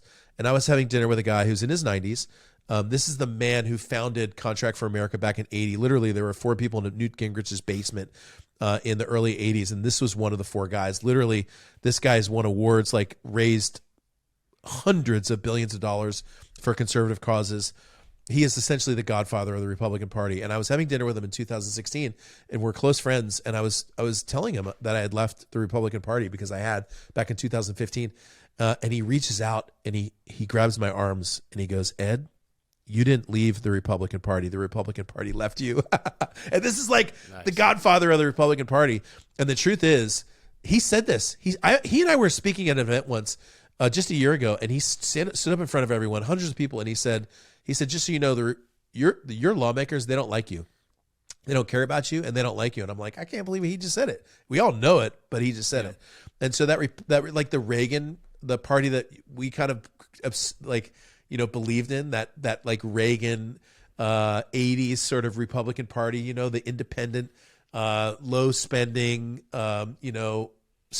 strong nation Republican, that doesn't exist either. Okay. You have essentially what people are calling a unite party, which essentially is a group of people who are sowing division against each other, but they go to parties with each other and hang out, go for boat rides with each other down the Potomac. That should tell you something.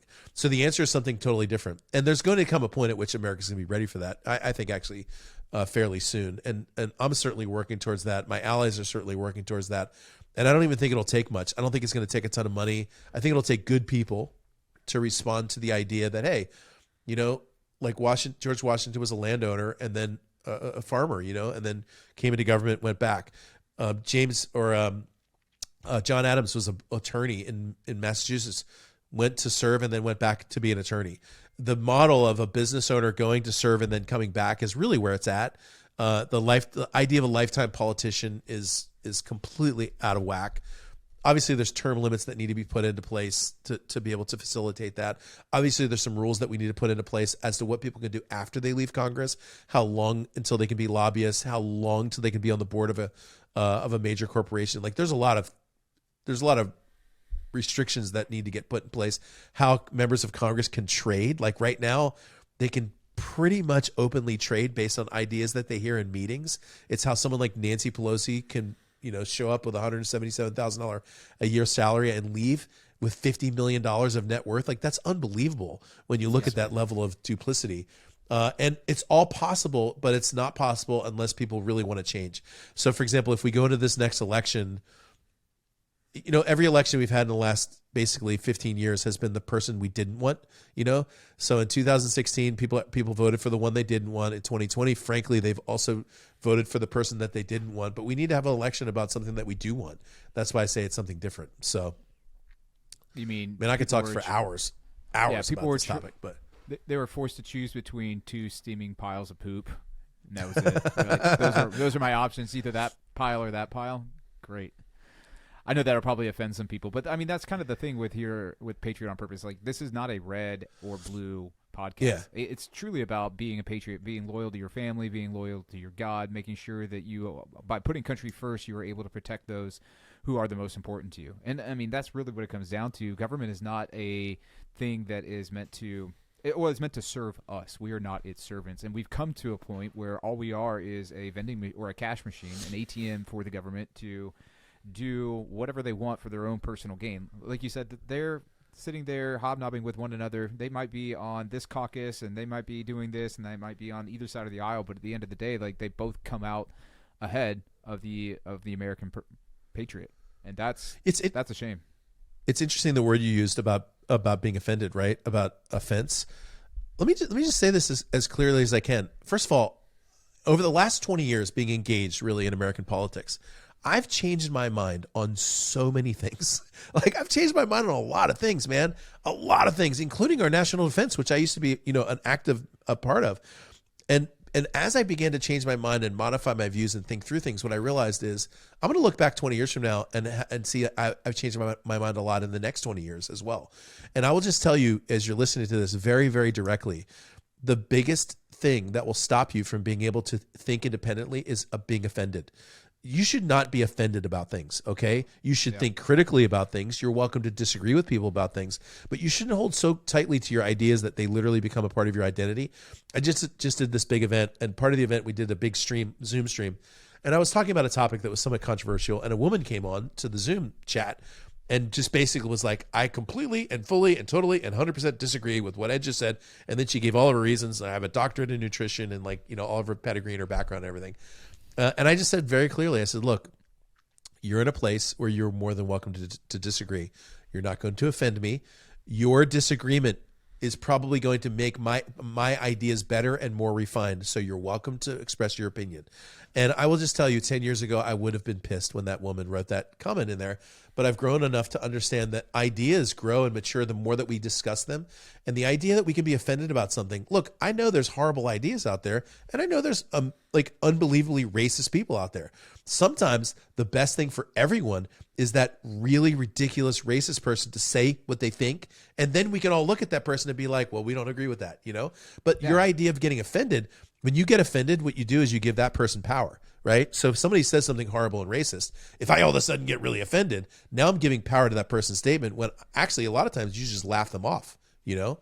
And so, but in more moderate issues, like if we're talking about things like the border or taxation or spending or war spending, those ideas should be discussed in an open spirit of like, hey, maybe like I'll change my mind on these things so that we can come to a more modified view that represents more people. And that spirit of offense, let me tell you, that comes directly out of the university system.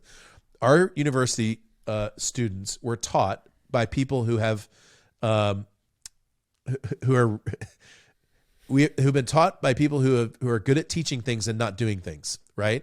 Yeah. And they've been taught that it is like that when you get offended at something, you've actually done something. Like when you put post a tweet, you know, reply, you didn't do anything. You didn't do anything. Look, if you express your opinion online, you have officially done nothing. You haven't done anything, okay? And the idea that is somehow like advocacy or like you're some sort of warrior, we call these people like social, whatever, justice. You're not a warrior. You're not. You're not a warrior, just so you know. Yeah. You're not. I know warriors. Yeah. Now, if you're actually doing something about it, like if you're actually working for a solution to the problem, raising money out there, like communicating a message or like raising support, like now you're doing something. Now you're like a warrior. If you said something, you didn't do anything. Saying something is nothing. Doing something is everything, you know? So now I'm getting excited. I don't know if Nate was going to say anything, but you made a point way early on in the podcast about the education system. And I can't remember exactly what you had said, but I was like, okay, this is a perfect way to introduce like something that is a conspiratorial idea in today's society where people might say something like, oh, the Department of Education literally exists to make brainwash people. And people are like, no, there's no way. Teachers actually care. It's like, teachers may care, but the people who are paying their paychecks have a clear purpose in mind in how they educate. And I think it starts even before the university system because you have to have people who are bought and sold on the idea that going to college is actually a path forward, as in reality, it's just a cog in the machine. Like they are producing people who are mindless and who are easily offended so that they can have a easily pacified and controlled populace. I mean, this is the way that you go into it. This is the soft tyranny that leads into hard tyranny. And I think so many people aren't aware of that. And, of course, like just everything that happened in 2020, 2021, where they were doing, again, like these mask mandates, the introduction of like possibly vaccine mandates. And they did that, of course, on the private level where businesses were requiring it. And all of that was like, that wouldn't have been possible 30 years ago. When people came out of the school system with much more well-formed opinions and actually had to battle for their opinions. They had to do something to come to an agreement in their own mind why they believe these things as opposed to just allowing themselves to be mindlessly indoctrinated by teachers and professors. I mean, let's see, beginning of 2000, when I was in school, like 2003, 2004, yeah, it was at that point where like gender studies programs were starting to become pretty popular. I lost my faith in school because I thought, hey, I'm not here really to do anything other than to absorb the information that they're telling me so that I can go off and get a job, right? That's kind of what we were supposed to do with college. My dad, smart enough, was like, no, you're going to college to learn how to think. And so having lost my religion for a short time and then having to suffer the consequences of it, I was like, now I'm being forced to reckon with that. And then I began to think on my own. But I think that, or I believe that not so many people are going through life in school that way. But again, this is why the two-party system is could remain unchallenged for a while. I'm glad that you have optimism to say that you think that there's going to be a pivotal point here in the next few years, in the next decade, to where maybe a viable third party could prevent some kind of obstruction to the two-party system. And I don't know if I'm not mistaken, you even formed a third party, or you ran on a third party ticket, or you were about to. I'm trying to remember the. Yeah, we're working on it. Yeah. Okay. At rush4america.com. So the point you bring up about education is like central to this whole thing. And by the way, this is like a 40 to 80 year shift that will happen. It's not so much like in the next few months. It should start to change in the next few months. But like, take for example, we were talking about copywriting. So I learned from some of the best copywriters. You learned from some of the best copywriters. The way that you learn copywriting is you learn from the best, and then you do it. And you try and fail, and you work on headlines, and you like refine your copy. You get to learn empathy, and you understand the market. You learn how to write really good bullets. You know how to write stories and introductions, and how to close and write bonuses and like calls to action and that sort of thing. And so I was talking to this young copywriter, and I was just saying, hey, how do you assess the work that you do? And he goes, I'm a really great copywriter. I just haven't had a chance to do it yet. And I'm like, well, then you're not a great copywriter, because like if you don't have results in your bank account or in someone else's bank account, you're just not, And so what I always tell people is I say you're a good copywriter if you've created at least 6 figures in a single promotion in your writing.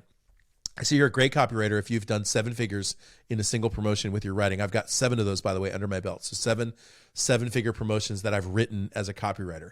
And I say that you're a great copywriter. If you've done 7 figures with a promotion, you're a great copywriter. And if you've done 8, you're extraordinary. I know a guy, one of my good friends actually, who has raised $2 billion for a single cause just simply through direct mail. Listen, if you're doing billions through your writing, you're unbelievable at your writing, okay? And this guy is platinum level. Dude, I'm telling you, like, this guy is world class, okay? And when I introduce him, I'm like, because he's a very humble guy, like, I'm like, this dude is world class, right? And so you're good because you've done something. And we live in a culture that believes once you've learned something, you've done something. Once you've learned something, all you've done is learn something. You haven't done something. And part of the issue with our education system, and again, it's not even so much the teacher's fault, because the teachers are good people trying to like make it work, making their way in the world today. Part of the issue, so back in 1875, essentially what we began to do is publicize the school system. Up until then, schools largely were church schools. So if you had a church, you had a school, or if you had a little town, you had a school. But most of those were privatized schools where you saw the education that you were getting in the local schoolhouse with that teacher who is in your local city. And the government decided to create a public schooling to essentially level the playing field just a little bit. And at that time, there's a famous Southern preacher who said, if we do this, if we publicize the school system, within 100 years, our prisons will be full and our schools will be empty. That's what he said. And I was like, it's very prophetic, actually, and somewhat true when you simply look at it. Because essentially what we started doing was teaching form and rhetoric without the actual execution. And simultaneously, and sadly, by the way, the apprentice system completely went away. So the idea of this, like, working with your hands or a blue-collar job essentially became almost like a second-tier level citizen in our culture, which just, financially, it's not. Like, if you're a plumber right now, you're making mint, okay? It's like completely flipped. But the idea of the apprentice system actually dissolved. Like, you used to be able to take your son and connect him to a plumber, and then he could work as an apprentice for years and then learn the trade. That system fell away too when we stopped teaching with an eye towards doing. And so, yeah, I mean, like, you look at the money Department of Education has spent over $1 trillion, and test scores haven't changed in 25 years. Like, come on. If you're a business owner and you've got a salesperson that you paid for an entire year and they haven't closed the deal, you're gonna be like, hey, Jimmy, like, we love you and everything, but you're fired. It's like, yeah. It would take less than a year. If you have a non-performing salesperson, it might take just a few months before that person moves. And that's an entrepreneurial way of thinking. And we have a broken system that basically needs to be fired and completely changed. And by the way, part of the solution is to make the schools entrepreneurial again. Like, the idea, I think Oklahoma does this, where literally 100% of your tax dollars earmarked for education go back into your pocket to put them wherever you want to for your kids. You can send them to any school that you want to. You can take your money and put it wherever you want to. And the first first thing to do is to create more entrepreneurship around the school system. By the way, that's happening at the university level. Parents are starting to realize like the value of a college education, especially an elite college education, is like zero or negative. Actually, sometimes it's negative. And now what schools is beginning to happen is schools are getting, especially the online schools, are getting a system where the professors are now getting rated. And so you can actually choose your class by the rating of the professor. That's a far more democratized entrepreneurial way of doing school. So there's solutions. It's just we can't keep doing it the way that we've been doing it. The education system is definitely broken. Like there's no questions about that. Yeah, I've got an 18-year-old, and it's a conversation my wife and I constantly have. I am trying. I'm not trying to get her to not go to college, but I'm trying to get her to really think about it. Like what is it you're actually trying to accomplish by attending like a university versus like what you could start doing now. And so it's a good conversation right now. But yeah, I mean, Napoleon Hill was predicting, I mean, everything that we're watching happen right now back like when he wrote his book, Outwitting the Devil. I mean, like everything as far as the universities, how they were going to be used, the school system, what was going to happen with our supply chain as far as with food. I mean, any institute out there, like what's actually been happening with those all along. So it is such a multifaceted challenge. It's one thing we could probably sit here and talk for hours and hours trying to pick that apart. But for the people who are out there, like that are actively wanting to equip themselves to protect their communities, I mean, what would be your advice to them? I mean, because it's like I think when someone's looking at this abyss of a problem, it's like I think a big part of the reason why we have so much apathy is people they just don't know where to start. Like they don't know where to like actually go to work. So like for somebody who really is passionate about this country that we all had the blessing of being, born in, not everyone was born into, but those of us that were. And, like for a lot of us, like I know both my grandfathers fought in World War II to preserve freedom, and have a long history of that. Like, and there's a lot of people out there like that want to preserve that. What's for you? What's your advice to them? Like, what's the best way to start and to start equipping themselves and actually taking action? Yeah, that's good. Yeah, I mean, the first thing, I mentioned this before, or not this first part, but the second part I did. The first thing is there's no them, right? So the idea that people talk about, I heard someone on the news say, we've never been more divided as a country than we are now. Right. And I'm like, did they totally skip over that Civil War part? Like, I thought we were like fighting each other with guns. Like, I think we were more divided at least once, So there's this whole narrative that comes through the media brainwashing that I mentioned about this whole division thing. And just so you know, there's no them. No, there's maybe them in terms of the political elite versus us, but the structure is not Republican versus Democrat. The structure is political elite versus the entire 340 million rest of the Americans, right? And so I think the first step I already mentioned, which is get completely off media, just read history, read your Bible, go for walks, think independently. It's just not the issues. We've been trained now at this point to vote based on issues instead of character, right? And so most people have their pet issue, and they're willing to overlook 1,000 character flaws simply because they believe that person's going to vote for them on their issue, And the problem with voting on issues is it doesn't actually change anything. Like, so for example, last summer, the Dobbs decision essentially overturned Roe v. Wade, which most conservatives, certainly most libertarians, would view that as a really good thing. And what's interesting is in the wake of that decision, not much actually changed in the country when it came to abortion. I grew up in the church, and the church for 25 years was convinced if we just got the right Supreme Court people, this issue will go away. Well, yeah, we got the right Supreme Court people, and the issue from a litigation standpoint, the law changed. It went back to the states, which I think most people would argue is a good thing. Both sides of the issue, I think, in a lot of ways.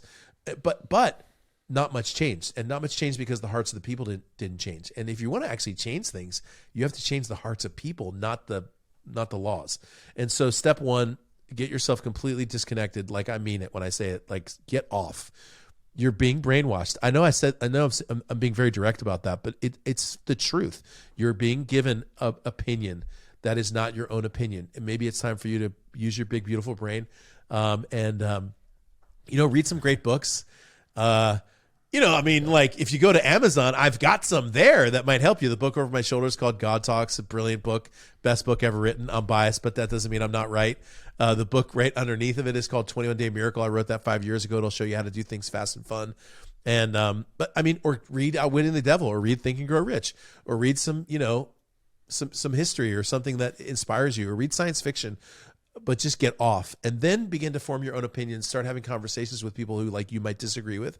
Just so you know, I would lean towards I think probably more like libertarian if I had to give myself a label, not a capital L, just so you know, like a lowercase L. But I don't really do labels. I have friends of mine. Some of my friends are some of the most left progressive people. Some of my friends are some of the most right, sort of like uber right. I have people all over the political spectrum. They're friends of mine. If you look at my interviews, I've done interviews with some of these people just to ask them their opinion. Like, for example, one of my best friends is literally the most liberal guy that I know. His approach towards the guns is no one should ever have one ever. And while I disagree with that, it is also interesting to note that when this individual was not yet a year old, he got to watch his mom pull a gun out and shoot his dad. Now, thankfully, his dad survived the encounter. But you have to ask yourself, if you saw when you were 11 months old your mom shoot your dad, what would that trauma do to form your opinion of that situation, right? And so, dude lived in San Francisco for most of his life, and I was like, you really believe that nobody should ever, he said, nobody should ever have a gun. I said, what about a guy in the middle of South Dakota who has a farm, and he's out there, there's wild animals and stuff like that. He's like, couldn't he find another way? Literally that person's brain is even incapable of putting those thoughts together. But I have a lot of compassion for him because of what he experienced, right? I understand there's a life history there. And so you can't start the conversation by just saying you're wrong. You have to start the conversation with the foundation. And I'm happy to have that conversation. So, and if you're get out of your own echo chamber. Uber on one side of the issue and you're just angry at everyone else. Just so you know, you can't if there's two tree houses, you can't get someone to come to your tree house by telling them how wrong they are. People don't do that. You have conversations with people, and next thing you know, you find and just be willing to go to that place. Good.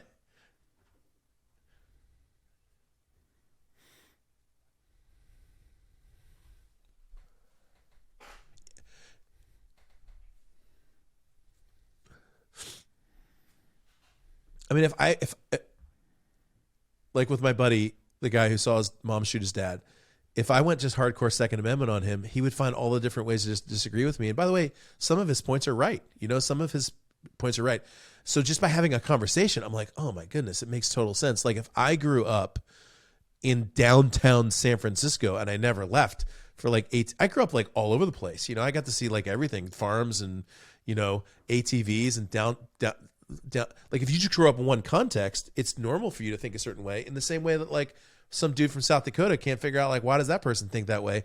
And so the first thing you do is you find out context, you hear stories, you find out why people, and then you find out you know what, there's some things that person's saying that actually sound right, and then you start to modify your ideas and change, and we all get better.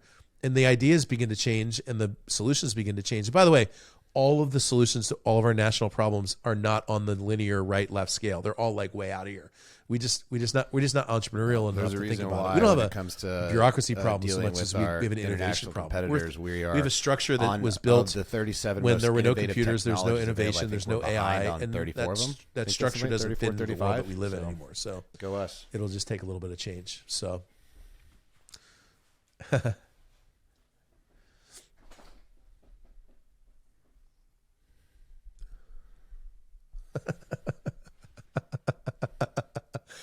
Yeah. I mean, people get a lot of grief for hiring, outside of the U.S. But I will tell you, there's extraordinary people outside of our country who create a great product. One of my software companies that I own, we employ people from all around the world because we're interested in good people with a good heart, with talent. And people get upset, because we didn't. Well, the fact is, the quality of the workforce right now in the United States is it's hard to find really good people right now. And part of that is a result of the school system and the university system. Part of that is a result of like, our national conversation. And that's not to say that I don't hire Americans, because I have tons of people on my team who live right here. It's just that, if we're going to compete, we better actually compete on the real, like, 100%. That's why I love like motor racing and sports where there's a timer. One other question, because it doesn't matter what you say. It doesn't matter what you think. That person's from this country, that person's from this country, that person's black, white. It doesn't matter. They all get in a car. Whoever's fastest is fastest. I like rules like that. Patriot now. So for you, what does Patriot stand for? What does it mean? I do too.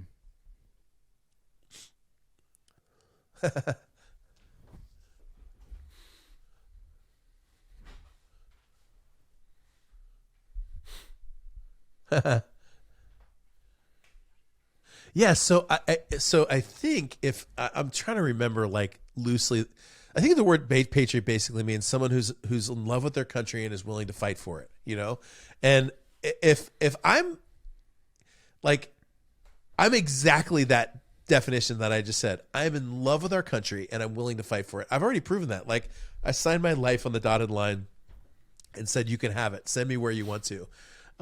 It's interesting because the idea, like branding, as you guys know, as business owners, like branding is fascinating, right? You can say what your brand is, and you can have a big, mission statement about what your brand is, but fundamentally your brand is whatever the marketplace views your brand as, And so one day I was having this conversation with this kid who was like 25, and they're like, the problem with the world today is all these big corporations. It's the big corporations that's the problem. And I said, you mean like Apple? And they're like, well, not Apple. I was like, well, they're like the biggest one, And this person had like this idea about what a big corporation was. That was a brand in their mind. And then they had an idea what Apple was. That was another brand that was completely distinguished from that, even though they were talking about the same thing. And so essentially what a brand is what people think it is. And of course, we live now in a culture where, like, for example, let's say I was a Republican, which I told you that I'm not, but let's say I was.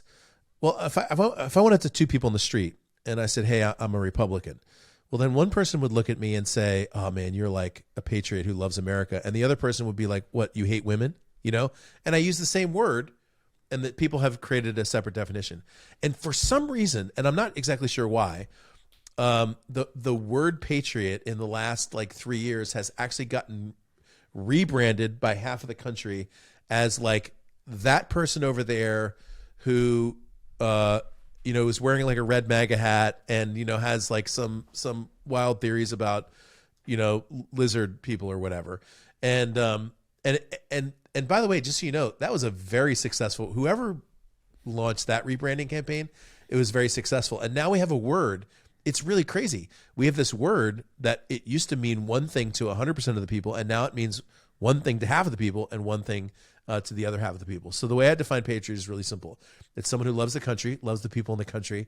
There's 340 million Americans, by the way, just so you know. I love all of you. It doesn't matter what you believe. I think you're an amazing, handcrafted human created by God in God's image to do great things in the world. Maybe you haven't figured out what it is yet, but you were created by God to do amazing things. 340 million amazing people in our country. And I think the second part of it is you'd be willing to lay your life down in the defense of it, which, like I said, I've already proven that I'd be willing to do, and I would do it again. I guess I'll wrap it up with this. When I took the oath of office as a Marine officer, you promised to support and defend the Constitution of the United States against all enemies, foreign and domestic. Thank God, by the way, the framers of the Constitution didn't have them like swear allegiance to the president or to Congress. You raise your right hand and you say, I solemnly swear I will support and defend the Constitution of the United States against all enemies, foreign and domestic. And I spent the first 20 years of my adult life defending the Constitution against enemies, foreign. And I plan on spending the next 20 years of my life defending the Constitution against enemies, domestic. Even inside that 340 million people that I said that I loved. Any other questions? And so, so that's the plan. I think a patriot's person who loves the country is willing to defend it. To just follow you more and learn more about what you're up to. So they can go to edrushforamerica.com. You mentioned God Talks. I mean, I'm assuming Amazon would be the best place to go find. Yeah.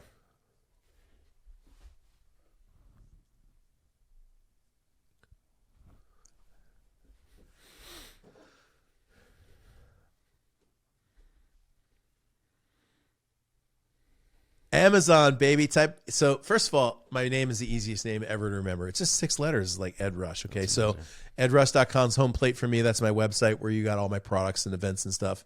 The God Talks book's on Amazon. Give it a shot. By the way, I have atheists who read this book and walk out having conversations with God. It's unbelievable, the stories that I've heard. And you want to be in on the beginning, because when we sell 500 million copies, you want to be like, hey, I was in the beginning of that movement. And then, the political movement is on Ed Rush for America. That website, by the way, answers a lot of common questions. People are like, third parties never win. How do you plan on raising money? All the questions that people usually ask are sitting right there. And by the way, the end of the God Talks book, there's a whole appendix about this national movement. It's worth reading. It's very encouraging. If you're discouraged about our country when it comes to the political side, read the appendix in the book about the national movement. You'll be encouraged, because we are heading in a good direction. Awesome. All the pain is required to purge. Yeah, okay? man, thank you. And the people that need purging are going to be purged. It just requires a little bit of, the exhaling of the world to make that happen. So, yeah, thanks for having me on, guys. It was a real honor to be here as one of your initial guests.